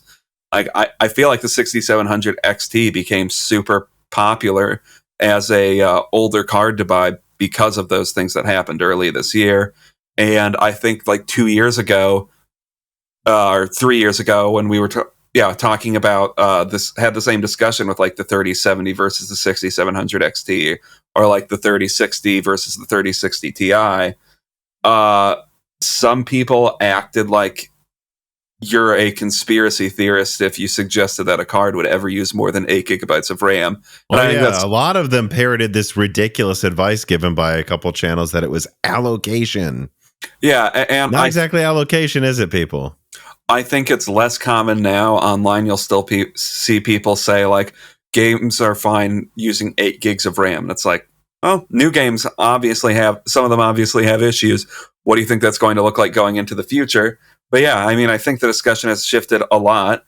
I think the people that were paying attention to RAM utilization knew that, like, the 3070, maybe even the 3080 are going to have issues eventually with the amount of RAM they have. So yeah, I think everybody that's not trying to go ultra budget is trying to get more than 8 gigabytes of RAM at this point. Like, that's why you see cards like the 4060 Ti 16 gigabyte. Mm-hmm. Well, and that's why you see cards like the 7800 XT sell very well. I think there's a lot of people that see that even in Ultra, even in 1440p, the 4070 is already at its limits in some games. And there'll be people who write in and go, no, it runs it fine. I know, but it's at its limit. And like, even if you look at Starfield, they're like, oh, even the 4090 isn't using more than 8 gigabytes of RAM in this game. Right, but so like that's still like at the limit, and this is the game you're pointing to. Like this game, a game that probably had an extra long dev cycle and isn't known for having the best textures. Even this game is like always using between 5 and 8 gigabytes of VRAM. That's that. It's not like it's using 3. It's still kind of at the limit of 8 gigabytes. So what do you think's going to happen when like the one game you can even point to where it's okay on 8 gigabyte cards isn't exactly leaving a lot of room on the table? It doesn't look good. Yeah, I mean, if I were getting a new card now, I would only consider an 8 gigabyte card for below $300. And if I was only ever going to play in 1080p, if I'm paying more than $300, I want at least 12 gigabytes of RAM, ideally 16. But to do that, you have to. Oh no, there's cards at that price point or around like $400 with 16 gigs of RAM now. But yeah, like if I'm spending more than $300, I want 1600. If you're compromised, I want 16 gigs. If you're compromising to get like a really good price, I would still want at least 12 gigs for 1440p plus going into the future. Well, and I just wish there was more consistency in this debate. Or at least in the recommendations given is what I mean to say, because you'll see people go, well, you can't charge more than $300 for an 8 gigabyte card, and then go, but it's fine. The $600 card is 12. Why? Why is that okay? The same issues are going to happen in this card in 4K in a year as to this card in 1440p now. The same issues. The 3080 is fucked for 4K. You're fucked. You bought a card that's fucked. Like, and it always will be. It's only going to get worse. The recommendation for a $700 card that had 10 gigabytes in 2020 was just as dumb as an 8 gigabyte card for 500. Just as dumb. That card is like almost 50% stronger and it has only 2 more gigs. Same issue. Yeah, and like I would go this far, like the 7700 XT with 12 gigabytes of RAM, even with its relatively good price performance, if you ignore the 7800 XT, any more than $450, that thing is a no-go because it has 12 gigabytes, and I wouldn't want to spend much more than that on a 12 gigabyte card, and that's part of why I think you would want to wait for it to drop in price a little bit. Exactly, because I think 12 gigs will be enough for 1440p medium and high for a long time, certainly enough for 1080p for a very long time. But that's not going to be a 4K card in a year, and that's that. That's okay, though. You should not be getting that for 4K. Get the 7800 XT or higher, or if you want budget 4K 60, that is where I go, yeah, get the 6800. Yeah, and I think something like the 7700 XT might become like a killer card a couple years from now for like 1080p even. Or that's what a lot of people will recommend it for, is like, oh, you're doing high refresh rate 1080p, get a 7700 XT. I'll be able to do a little bit of 1440p, but. All right, let me move on then now to finally a new set of discussion points. But, you know, I guess we had just that much to say about Navi 32 products. To story number 3, Nvidia is apparently skipping on their drivers for gamers. So this one will be quick, but I did think it was worth bringing up again as its own story for the news cycle this week. Nvidia seems to be reducing proportional funding to the gaming software team a lot relative to the AI team, as first leaked by this channel in the 7800 XT benchmark leak, which is no surprise that they would be putting more of their new funding into AI software instead of gaming. But Starfield seems to be a very notable casualty of this decision. This was highlighted extensively again in that 7800 XT benchmark leak, where before all the benchmarks were coming out, I was putting out a leak saying Starfield has issues with Nvidia, and I have multiple people at Nvidia telling me that it's because their game-ready drivers really aren't done. And now, since the game has come out, multiple people have noticed this performance issues. These performance issues aren't consistent. It's not like, oh, Nvidia always underperforms AMD in the same way. No, GPU utilization seems to be lower than it should be with a lot of Nvidia cards, and certain settings that you can select in the graphics settings menu seem to have radically different performance hits than they should. And you have people pointing out that the game-ready drivers didn't do anything. It didn't really help anything with performance, meaning it was game-ready and name only. So think about that. The game-ready drivers don't really do anything. The There's underutilization of the card reported in GPU-Z, and some specific graphics settings seem like they have zero optimizations put into it. Guys, this isn't nerfing. This is NVIDIA didn't finish the drivers for this game. I warned you it would happen before it happened. So this would be quite a coincidence if I just guessed this was going to happen. And so I just think this is worth pointing out because it really should be food for thought for anyone thinking about getting NVIDIA cards. Gaming development now in the software department at NVIDIA is now clearly not just second, it's like third fiddle to AI. And this really needs to be food for thought, especially for anyone who accuses AMD of being anti-gamer when NVIDIA can't even bother to finish their drivers for the biggest release of the frickin' year. Yeah, I mean, we'll see how... I would expect for a lot of cards there to be a big uplift in performance once actual game-ready drivers are out for Starfield. Because, like, if you read some stuff, or some of the stuff I've read online, people are like, yeah, it's basically not, seemingly not using my graphics card in Starfield. So, yeah, there have been some weird statements by, like, Todd Howard that I think are making the ER worse for Starfield than it has to be, but, NVIDIA needs to get out game-ready drivers for this thing if they want to be seen as a company that cares about gaming. Although, I'm sure they'll be given a mulligan for this one, at least. Oh, because that's what the tech press just does with good guy NVIDIA. Yeah, I don't know. It's the Todd... Was it the Todd Howard? Yeah. His statements are weird, though, because it's like... I don't doubt that there's a lot going on with Starfield. This is their most ambitious game yet, and I guess that's part of why the performance is lower, but at the same time, it's like everyone knows they're using an old engine. And the main thing I would just say is, look, I'm not saying Bethesda Studios is the best at optimizing games. The number one thing that always surprises me is every time they release a game with Fallout 4 or anything is that it has performance issues. They always do. So I don't know why this is always a surprise. But at the same time, specifically, it seems like there is a weird driver unfinished issue with NVIDIA. Yeah. So NVIDIA CEO Jensen Huang writes, and he added onto his name AI King, writes, and it says, Tom, we never have and never will do anything that slanders, libels, or hurts performance on one of our competitors or potential competitors in the GPU market. If we say it's true, my AI confirmed it for me. It has to be true because NVIDIA said it. Yeah, I don't know. You alluded to that. That's one of the weirdest things I've ever seen where it's like, anything AMD says should be met with suspicion. Anything NVIDIA says, I guess, is just a fact. I don't. Yeah, it's confusing. I mean, I think I've said this before on the podcast. I think to an extent, it's that when NVIDIA makes a BS claim, it's so ludicrous. People are like, "Well, that's not true." It's okay. You pulled a fast one on us, NVIDIA. Good one there. Like, and then AMD is more in the realm of possibility, so people view it as more deceptive almost. That's my impression. Or it's just the mind share hasn't caught up with NVIDIA. I mean, hasn't caught up with Radeon yet. So people are just still more naturally skeptical. It's probably a combo of I think people expect... People love underdog stories, and they expect an underdog to be the good guy.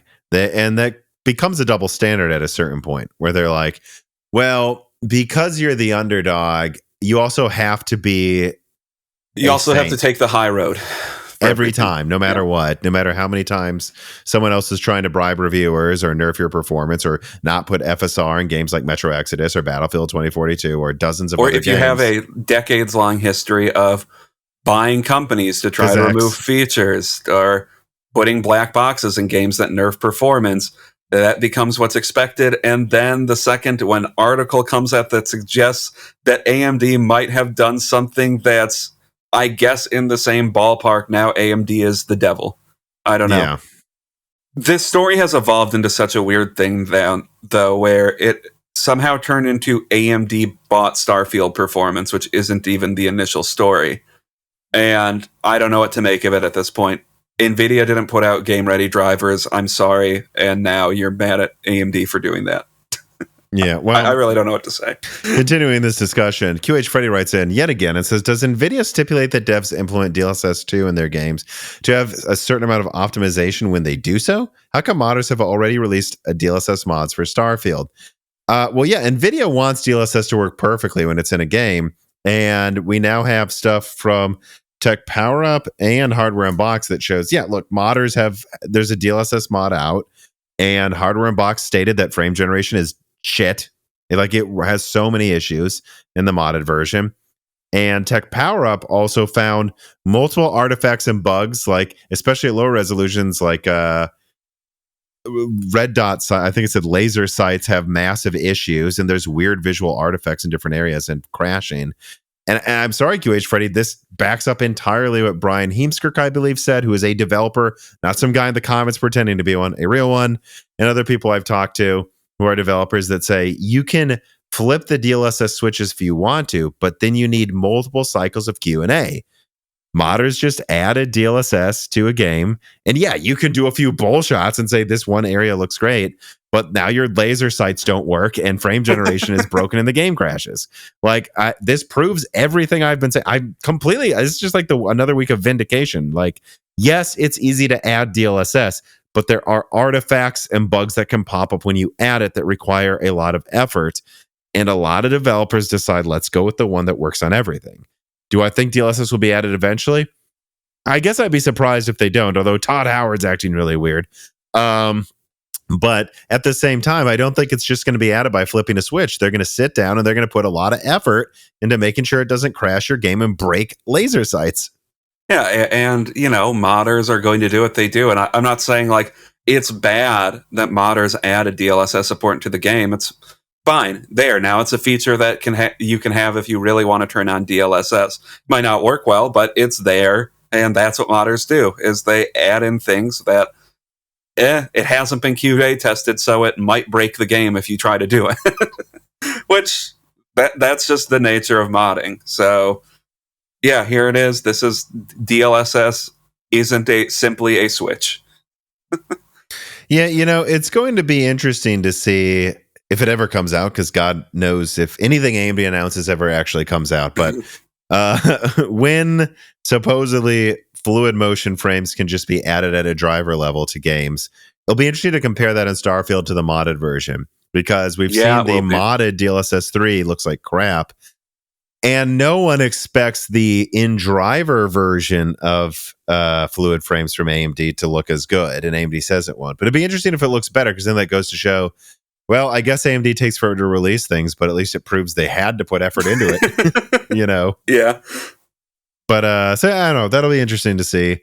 Oliver1350 writes and says, "Hi Tom and Dan, has Starfield laid bare a crucial shortcoming of the Zen architecture, the limitation of FCLK and Infinity Fabric clock speeds? That was for dramatic effect that I put it that way, but can you infer why the game's performance on Ryzen does seem to be lower and nearly proportionally different to difference in Infinity Fabric speeds to other CPU and RAM speeds? This could also be underdeveloped testing logic by reviewers. I hope Buildzoid does his usual memory breakdowns on this phenomena." So yeah, I mean, AMD's CPUs don't perform remotely as well as in Intel's, relative to how they usually do in this game. I don't know. Did you look into this question? I tried to a little bit. It seems like, FCLK clock could be a limitation. It could be limiting frame rates because you want that 1-to-1-to-1 ratio for everything. And Starfield sounds like it's a game that's really hungry for bandwidth in any way possible. So increasing RAM speeds, system RAM speed seems to help performance. So if you can get it to 6,000 hertz and you can get your FCLK to, what would that be, 3,000 or 3,200, that's ideal. And if you can't, it's probably going to perform worse. And I looked into it a little bit. It seems complicated. Seems like if you adjust timings a little bit, some people have said you get better performance out of Ryzen on Reddit. Although I can't corroborate that because I don't have the game. So it seems like more so than most games, system RAM is a big limiting factor for frame rates with Starfield. Which, if I'm remembering correctly, that was also a thing with Bethesda games in general. Bandwidth. Yeah, so if you can get your RAM speeds higher, it's better for Starfield, and I think in general, Intel is better for higher RAM speeds still. Mm-hmm. It's just that's not as much of a factor in really any other game. Yeah, and again, I think it's worth pointing out the Starfield is a game that they were probably working on for like 8 years straight. And most Bethesda games in technology tend to be very big, very artisanally built. Like not like they did some random or they did some generated planets for this. So they did do that, but it's still like the missions and stuff. A lot of it is like hand put there. Every little, and that's why they use the creation engine still, is because it's very easy to make things and place them around a map with. And they tend to manually make tons of little missions all over the place in their games. And that's why they still use that engine. But that engine's old. And look, guys, every now and then you're going to see a game with a really old engine that likes Intel. Like that's a thing you have to remember. And like certainly since the PS5's been out, but even a little before that, like devs started getting used to using Zen, and now they do. And so games do a little bit here and there to get around those architectures and not run into performance pitfalls that they probably could have avoided. Guys, it's a Bethesda game. What do you want me to say again? It's like on the one hand, I want to make sure there's not lying out there about what's really going on. On the other hand, there's always some performance issues with these games, guys. I mean, there are. Yeah, and it's hard to say exactly what it is right now. I'm sure people that are better at overclocking than me will figure it out and put a YouTube video out about why Ryzen performs worse. Mm-hmm. Yeah. All right. Now, let me then have us move on to story number 4. Real evidence emerges that TRX 50 is coming.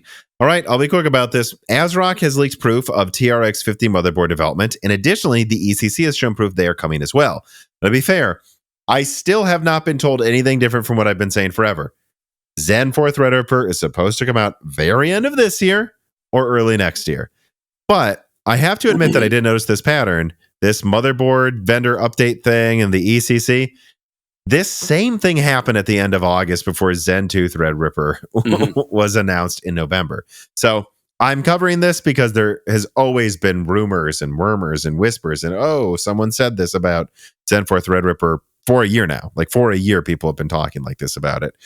But I do have to say there's some parallels between now and Zen 2 Threadripper's release. So I think there is definitely a chance they launch this like end of November or December. There is. I think. I mean, and that's the relatively common cadence is these come out like a year after their desktop counterparts come out, right? Well, it used to be closer to the same time. Yeah, AMD, actually, AMD used to be. Yeah, lately, Zen 1, you're lucky if they come out at all. Yeah, Threadripper has clearly taken a backseat to Epic and Zen. Mm-hmm. Or Ryzen. No, Ryzen, yeah, not Zen. How dare you mix that up? But yeah, I mean, the only other thing I'd add on to this is I've seen people message us, whether it's in the Moore's Law Said Discord or, in the comments, like, what will the performance be?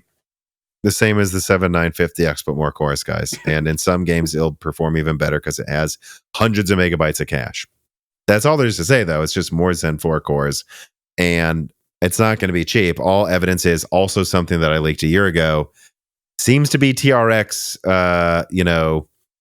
workstation. It seems like these are like the $500 to $800 motherboards, not the $300 to $400 to $500 Threadripper of yore, like Zen Plus. Like this is more expensive than the Zen 2 Threadrippers. And I wouldn't look at this as like, oh, yay, here's this bargain core count monster for enthusiasts. This is another like workstation champion where the CPU is $5,000 or more.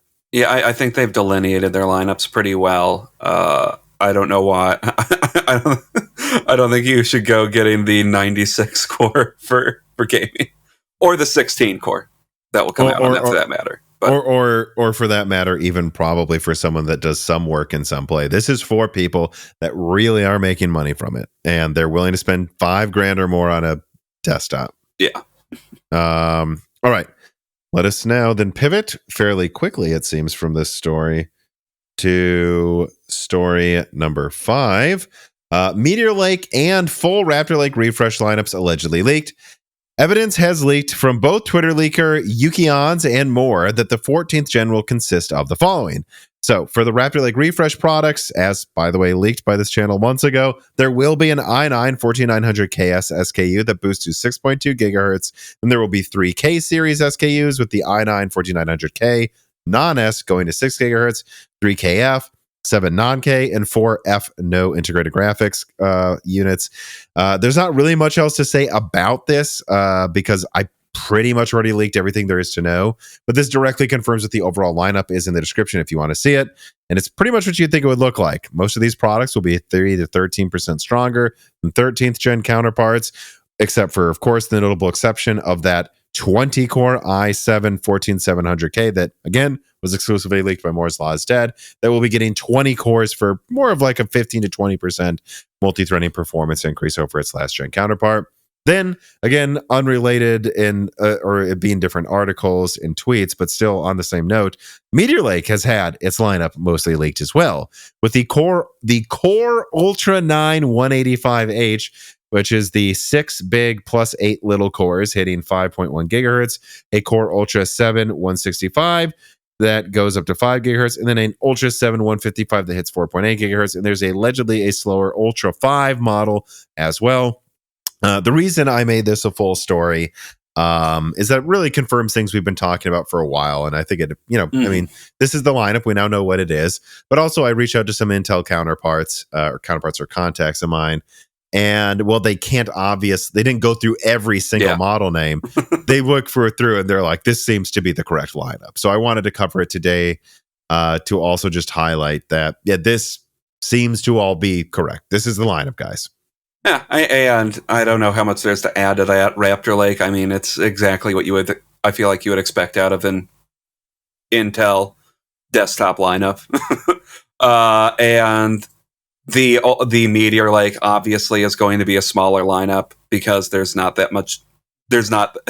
as many things that you can disable from Meteor Lake because it's a smaller launch. But I don't know, Meteor Lake looks like it will be really cool for a decent low power laptop lineup. Yeah, the major question the only other thing I could think to bring up is like, what do you think these things need to cost? Like I'm starting to pull up some AMD counterparts right now because as far as we're saying, I believe, you can go back to that Mind Factory Tech Epiphany tweet, like at least there in Germany, and at least what I continue to hear from people at like Micro Centers and Newegg's and whatever in the US, like AMD continues to outsell Intel in the do-it-yourself pretty handedly. And OEM, it's complicated, but because, that's just all more about contracts and supply. But it does seem like, depending on how they price this for the people who watch this, like they may have to be pretty dang aggressive to shift any mind share to buying this because AMD's crushing them right now in sales.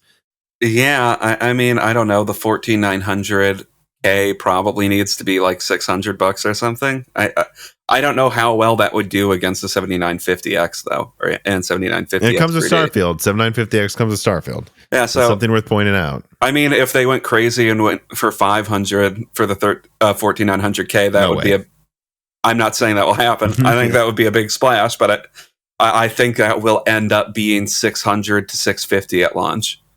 Right, and they've been raising prices behind the scenes here and there too. Intel has been, even on last gen stuff. Mm-hmm. So I'm just going to say it. I don't think there's like any way. I know they might say tray price is $590, but like actual MSRP, it's probably going to be at least 600, maybe 650 or 700. I'm seeing a 7950X for 600.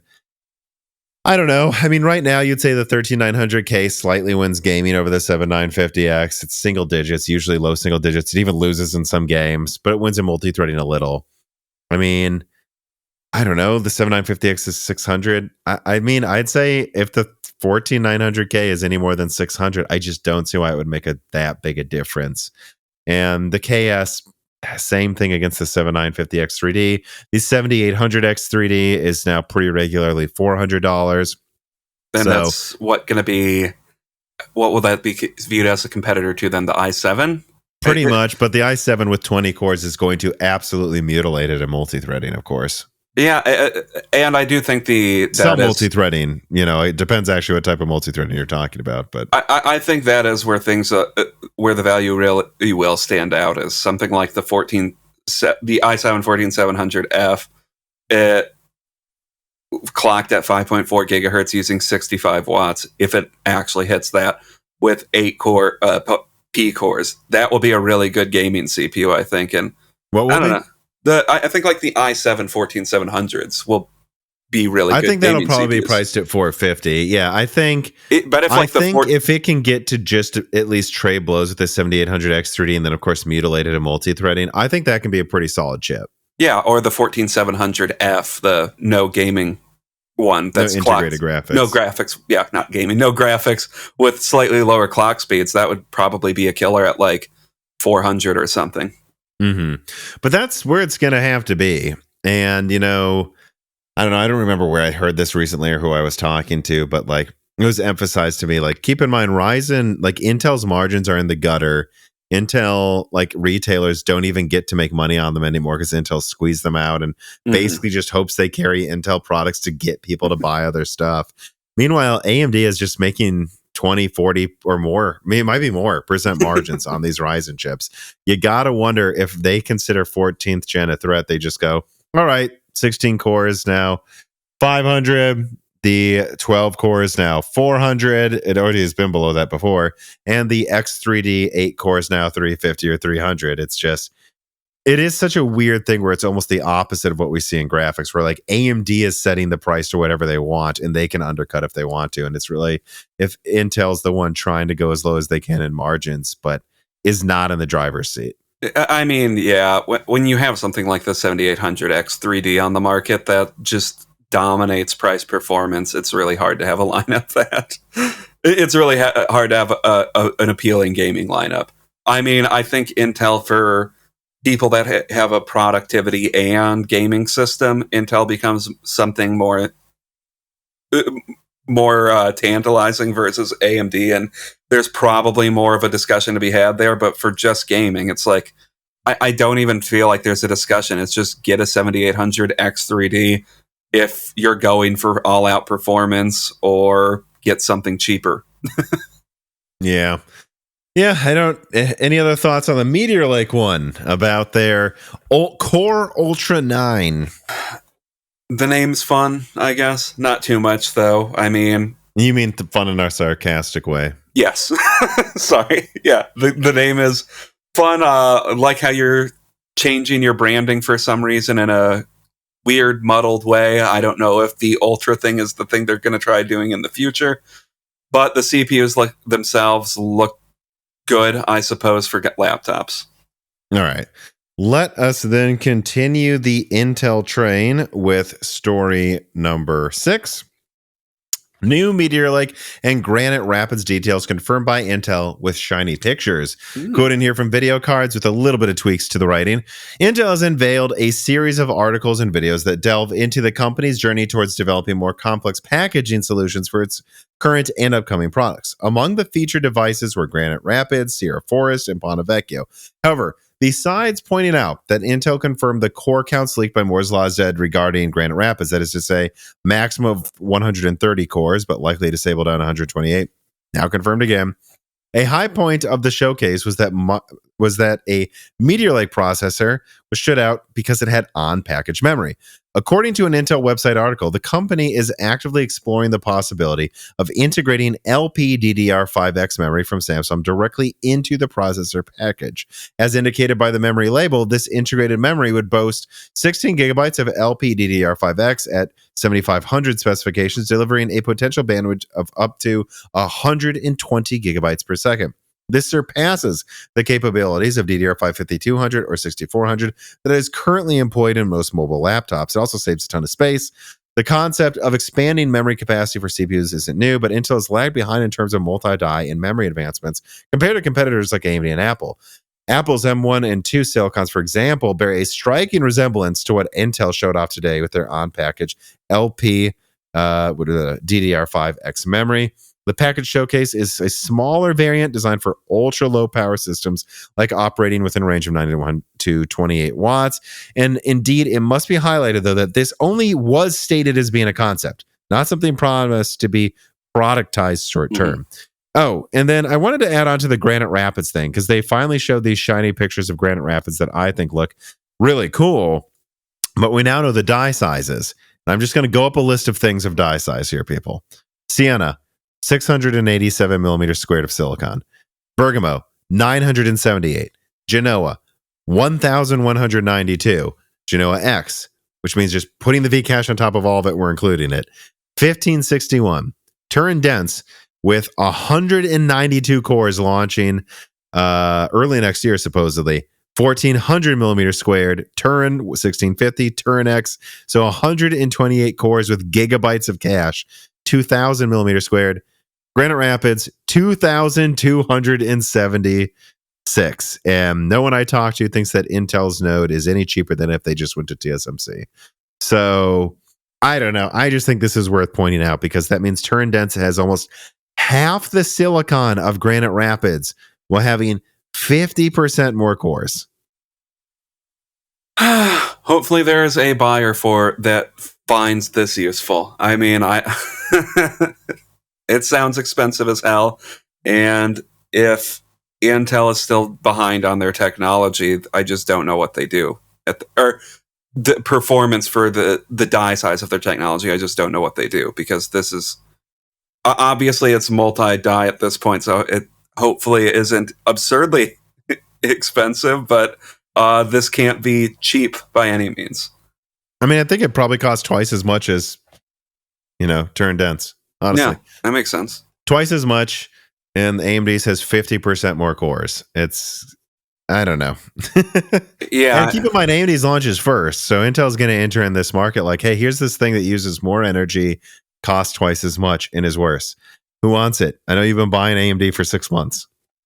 Yeah, I know. It's just one of those cycles where I just don't know how Intel breaks out of it to reach parity again with AMD. Yeah, I mean, Granite Rapids is supposed to tie them. We'll have to see that performance per core then. And Diamond is supposed to be better at everything. But again, it's one of those things where it's like, I leak what I leak, but at a certain point, I do have to see it to believe it. The only other thing I wanted to say is, I don't know, is there much to say about the Meteor Lake thing with memory on die? I mean, we've honestly seen it before. Yeah, I mean, it sounds like they might be trying to get into their own handheld Steam Deck competitors, but right, because I don't know how much this is needed to save space on like 14-inch thin-end lights. No, you would want this to go into, I feel like, 12 inches or smaller. Yeah, to really make a difference. I agree. Sans writes in, if there's an Arrow Lake refresh, would it make sense to have the first i9 be an 8+16 next year, and then when they have the 8+32 die ready, shift down the lineup and have the 8+16, 8+24 be i7 and so on, so they can say they have two big generational jumps in a row in 1 year? I think it's all going to depend on when they're ready. I've leaked that there's the 8+32 Arrow Lake coming, so no hyperthreading, just 8 big cores and then 32 little cores, but that was basically reactivated when they decided they couldn't get hyperthreading working for the performance they wanted on Arrow Lake.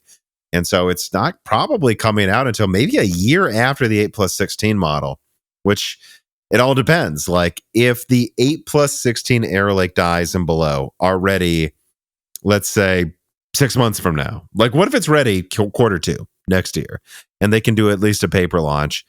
Then I would suggest making the 8+32 a new generation and just refreshing with like better binning. But if Arrow Lake ends up coming out Q3 and the 8+32 is going to come out Q1, I'd recommend calling the 8+16 an i7. And this is something maybe I'm just a freaking idiot, but like when I see, and I might do a video talking about this idea, like Nvidia call a 180 millimeter squared GA106 die the 4060 Ti, and then try to sell it for $400 or $500. I don't get how that benefits them more than saying, no, this is a 4060 for $400. Like, so, because then, like, how does that like why call the 4070 the 4070 when you can call it the 4060 Ti? Then you can say your 4060 Ti beats the 7800 XT. Why call the 4080? Like, why not have there have been a 2-slot version of the 4080 that's clocked a little lower for 900 and call that the 4070 Ti? And some people would go, well, what are you talking about? Like, why would you? Well, because doesn't AMD look even dumber if they're selling a $900 70 Ti versus their $1,000 XTX? I don't know. That's what I wonder with Intel too. But if I had to guess, if they're actually a year apart, yeah, they're just going to call them both i9s. Yeah. Well, once again, the performance at the end of the day is what will speak to if it's a good product or not. But yeah, I think it will be a tough sell saying, hey, there's 8 fewer threads now, but we're still calling this an i9. Yeah. We'll see though. If it handily beats their 24 core, 32 threads. If it handily beats it, who really cares? But yeah, and if it beats everything AMD has, then I guess you can call it an i9. But I still just go like, why not reserve the 9 for when it really matters? Kind of like, AMD used to have the black edition, and then everything was a black edition. Who cares? And there was a Sapphire said they didn't want to put toxic on the name of a card unless they thought it would actually do something special. And I just wonder, like, is that something everyone decided didn't actually ever help? Because I don't like, why is like an 8-core rocket like called an i9? Why ruin the i9 brand? It should be extreme. Yeah, I know. I don't know, Tom. But all right, well, those are all of the main stories, and I think we can now safely move on to the wrap up. These are these stories that I think are worth mentioning, but they don't deserve a whole lot of conversation or their own story. Raichu apparently leaked something called Twin Lake. I haven't asked anyone about it. I just thought I'd include it here as the successor to Alder Lake N, which, if I remember correctly, Alder Lake N is kind of like the successor to those Amber Lake products that, yeah, this is something that like is, I think, like 2 + 4 or something. Like, so I guess there might be something called Twin Lake that is a successor to Alder Lake N, which I guess I don't know what that would be, because my understanding is Lunar Lake is 4 + 4, so it must be real small then. Yeah, I will say, for some reason, I can't look at this tweet because Raichu has privated his Twitter account. What? Yeah, I don't know. Not for me. Maybe guess it's because he's following me. Maybe there's something I've seen with some Twitter people where like certain tweets, only certain people that they know on Twitter can follow them. Oh, okay. So Dan, you're not cool enough. But I was wondering if you were going to say blocked you. I'm like, what? I mean, the amount of people I know that randomly block people on Twitter. I think I have tweeted a total of 1 time with my Twitter account, and never about anything related to this. My Twitter account is solely a lurking one. So yes. Additionally, Yuki-on, which you already brought up for another thing, alleges that Venice uses SP7. No real surprise. Remember, Venice is the Zen 6 EPYC architecture, exclusively leaked again by this channel. Apparently uses SP7 and has 16-channel memory. I wouldn't say any of that is a surprise, but I think this really, for me, the biggest thing worth pointing out is that this just further confirms my Venice codename. If I remember correctly, someone else like Kepler has already said that though too publicly, so I don't know. Let me see here. Oh, die shots of Phoenix 2 or Little Phoenix are out, showing the 2 + 4 layout, Zen 4 + Zen 4C. Again, don't have much to add, but cool to look at if you guys want to see Little Phoenix, which is weird because like AMD doesn't talk about Little Phoenix, even though it's clearly in a bunch of products. Oh yeah, I know. Like that Z1, not Extreme, the Z1 APU is probably Little Phoenix. Or I think it's confirmed to now, but they just won't say it. I don't know why. I don't know if you saw this, Dan. This came out actually right after the last episode, but there are several GPU manufacturers looking at trying to have a new standard out there for powering up to 600 watts without needing a single power cable on your graphics card. I mean, if that became a standard, I see how it works. I mean, that would be cool if that became a standard. There's like an additional PCIe looking thing at the end of the slot that it plugs into. The reason I just imagine this probably wouldn't get adapted as a standard is, so what? You would probably need an additional few pins for the motherboard 24-pin thing to power this. I guess maybe I'm wrong. That's probably what you would do, is you just power it directly through the motherboard with a bunch of 8 pins or something. So GPU manufacturers, motherboard manufacturers, and power supply manufacturers would all need to get behind on a new standard, which, hey, I'm all for it. If we never have to do this again, we can just plug in a card. I would agree. It would reduce clutter a lot, and it would make building stuff simpler. So I'm all for it, but we'll see. Yeah, that's a good point, though. You're kind of just asking them to spend money on other things that they still have to do anyways. So seems unlikely that they'll actually go with this. All right, here's another thing here. Apparently, Intel's just added a boatload of adware to their ARC drivers, sending telemetry, including to ad partners. It's not just like, it clearly states that they are bundling and selling this to ad partners. No, Tom, this is the compute improvement program. We're doing this for you. Oh, I forgot. Intel's always pro-consumer. Yeah. But yeah, so I guess just an FYI, if you buy an A770, you're buying a glorified ad bot to be put into your PC that can't even run Starfield, as the other thing in the wrap-up points out, where someone asked about their bad performance on the A770, and Bethesda customer support directly said it doesn't meet minimum performance requirements. Goodbye. I mean, yeah, there are some people like, Bethesda, this is bad that they don't support it. And it's like, well, I mean, look, Bethesda's not the best with, but this directly flies in the face, though, of like AMD, any performance issues, you know what? Let me just skip any of those debates and just point it out again. I told you guys the A770 is a horrible buy. It is a horrible buy. It will not be future proof because it has a lot of RAM. The cards aren't supported. They're not going to be supported because there's no volume and because no one got them. So I'm telling you, do not get in it. It's a public service announcement because there's this weird thing. We have this mindless cheerleading with a lot of the tech press. Yeah. It is a horrible purchase, and you are telling your fans horrible advice if you tell them to buy an ARC card. It is bad advice, and it is anti-consumer to tell your people to buy something that doesn't work. All right, and then there's the Lenovo Legion Go. Yeah, it seems like, so there's a Lenovo handheld gaming PC here. Handheld PC gaming. A handheld PC. A handheld gaming PC. I'm getting tired, I guess. It's just funny because I don't know that I have much to say about it. It seems like it's trying to out ROG Ally, the ROG Ally, with a few new features, basically beating it in specs a little bit at everything and having these AR glasses you can use. Everyone's making a handheld gaming PC now, aren't they?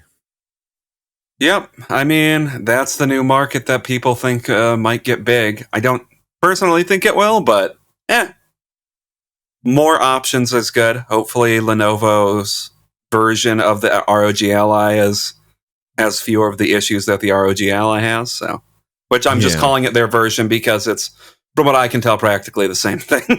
But yeah. And then I also saw there was another one coming. I don't remember if it was by Iano or which. It's like, I think it's a Chinese handheld gaming company, but it's going to have a 54 watt mode, so that you can beat the ROG Ally by a substantial margin.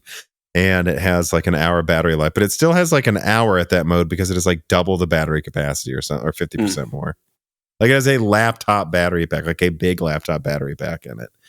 I still think the thing I would want if I ever considered one of these, put Little Phoenix at 12 watts or less, or like 5 watts in a PSP Go size thing.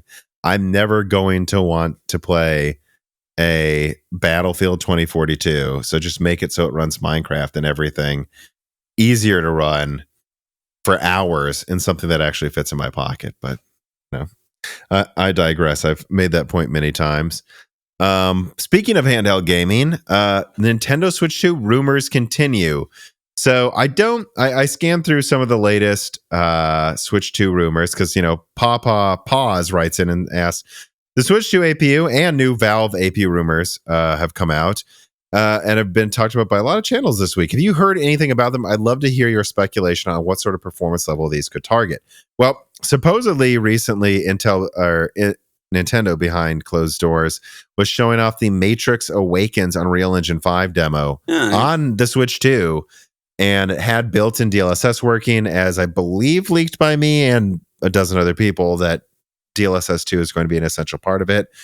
It still seems to be like the consensus rumor, which I believe is what our opinion is as well, based on what I've heard from my sources, is that we'll use some version of that Orion SoC, which is an Ampere based. Okay. Yeah.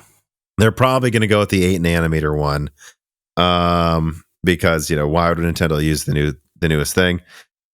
I mean, I would assume this thing's going to be probably, well, let me think about relative performance here. Yeah, I mean, I think it's going to be probably a little weaker than the PS4 Pro, like in between that and the PS4 in performance. Mm-hmm. But it'll have built-in DLSS. So if they give it 16 gigabytes of RAM or more, I think it will be able to play the same games as the PS5. If they give it 8 gigabytes, I don't. And there will be a handful of games that can run, and most of them are going to have the same issues the original Switch had. I just remember a lot of people I've talked to going, hope they give it 16, Tom, but I don't know.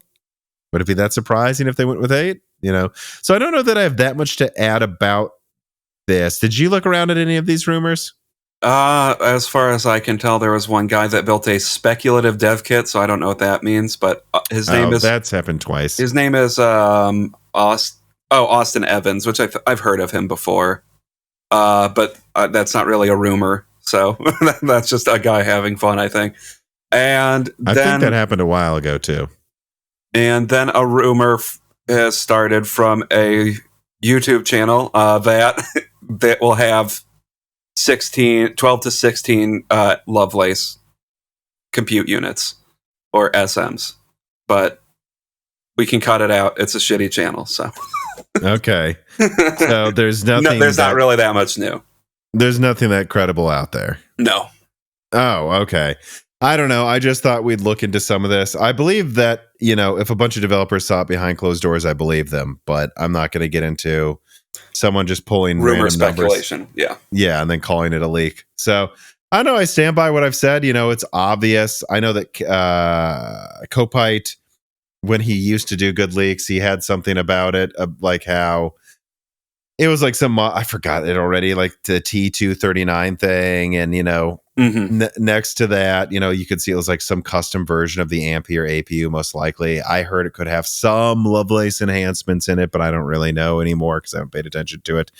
I stand by it, guys. This is probably going to be stronger than a PS4. It'll have built-in DLSS. I would not bet on it being better than even the PS4 Pro or Series S. Really? In teraflops, it might be the same as the Series S, to be clear, or a little better. But remember, Ampere teraflops are not the same as RDNA too. So I don't know. Not much else to say. Most of what I said in my Switch leak, I think from like 2021, is probably going to stand up. Except that it's probably more Ampere based than Lovelace. Although some devs mention Lovelace in it. So, all right, let us now move on to a couple reader mails to round out the episode. And I do like this question, actually. QH Freddy writes in, is Navi 23 and 33 considered mid-range in your opinion? And my answer is Navi 23, which goes up to the 6650 XT.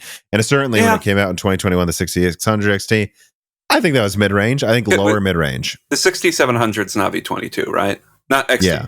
6700. Okay. Yeah, that's fair to call mid-range. I would say. Well, when it came out, pretty soon, it's getting close to low end, though. Yeah, I mean, I would argue the 6700 XT at this point is the bridge between mid-range and low end. So yeah, I'd say it's lower mid-range.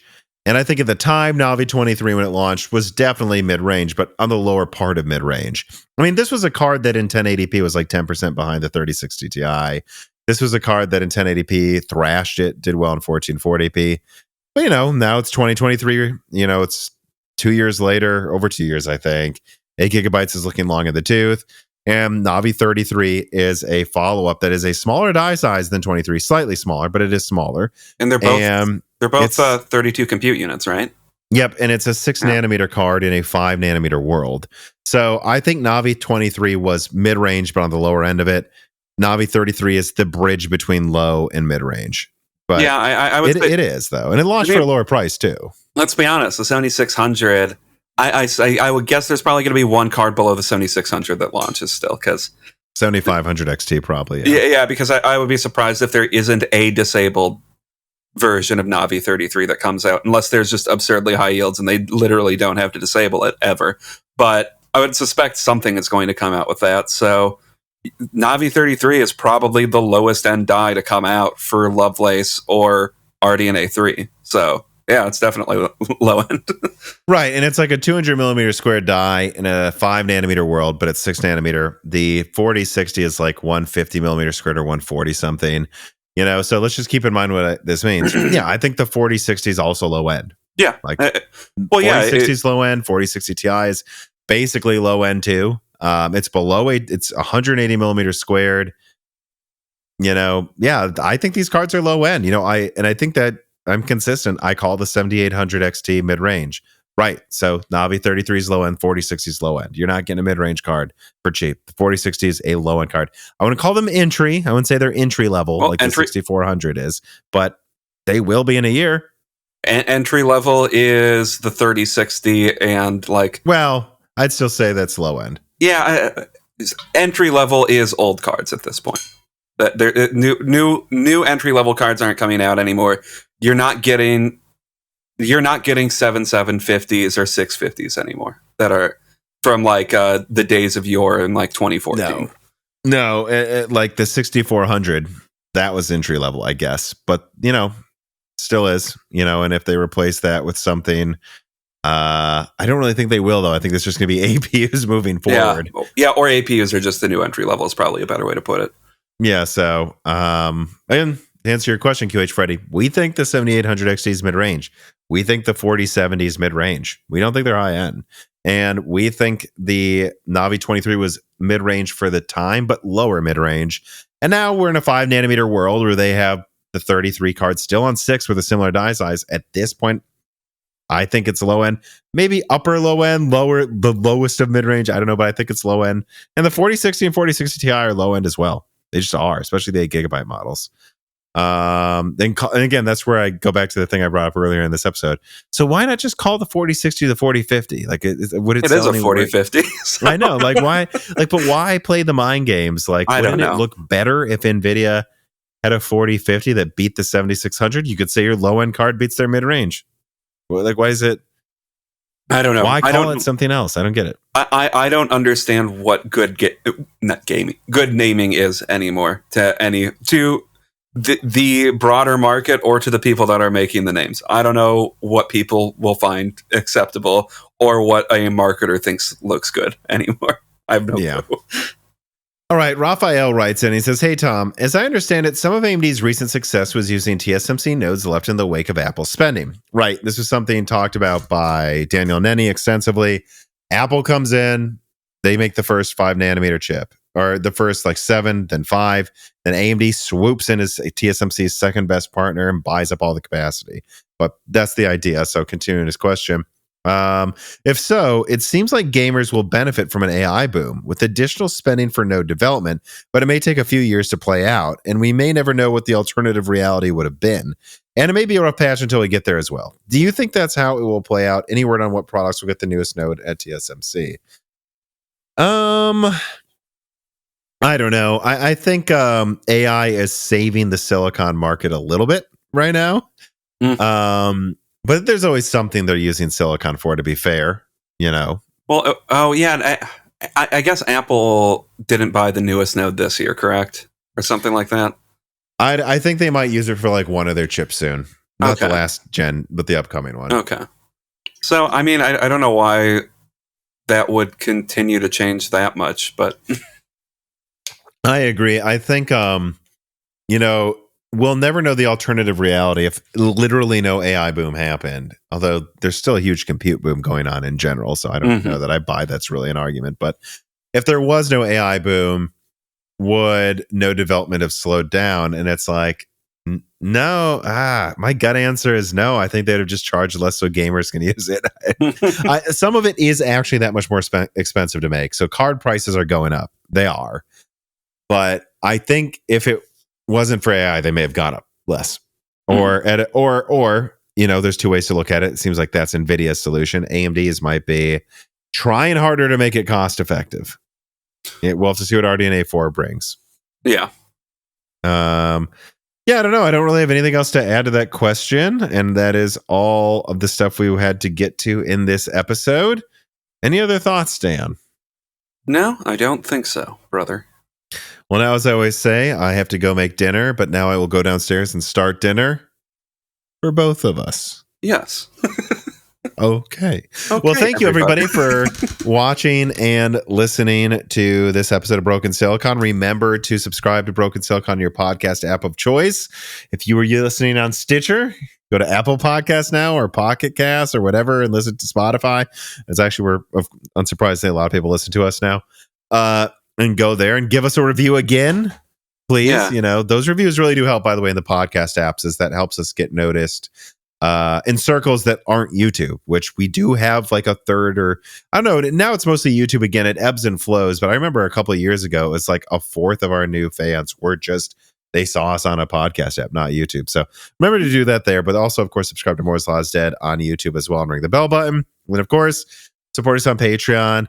A new 2-hour Die Shrink episode came out where me and contributor to Moore's Law is Dead, Carbon Cry, talk about interesting things like why NVIDIA's architecture is better at ray tracing, what AMD needs to do with RDNA 4 to fix that, and so on and so forth. So if you like this, there is a new ad-free Die Shrink out there. $2 a month will get you access to it.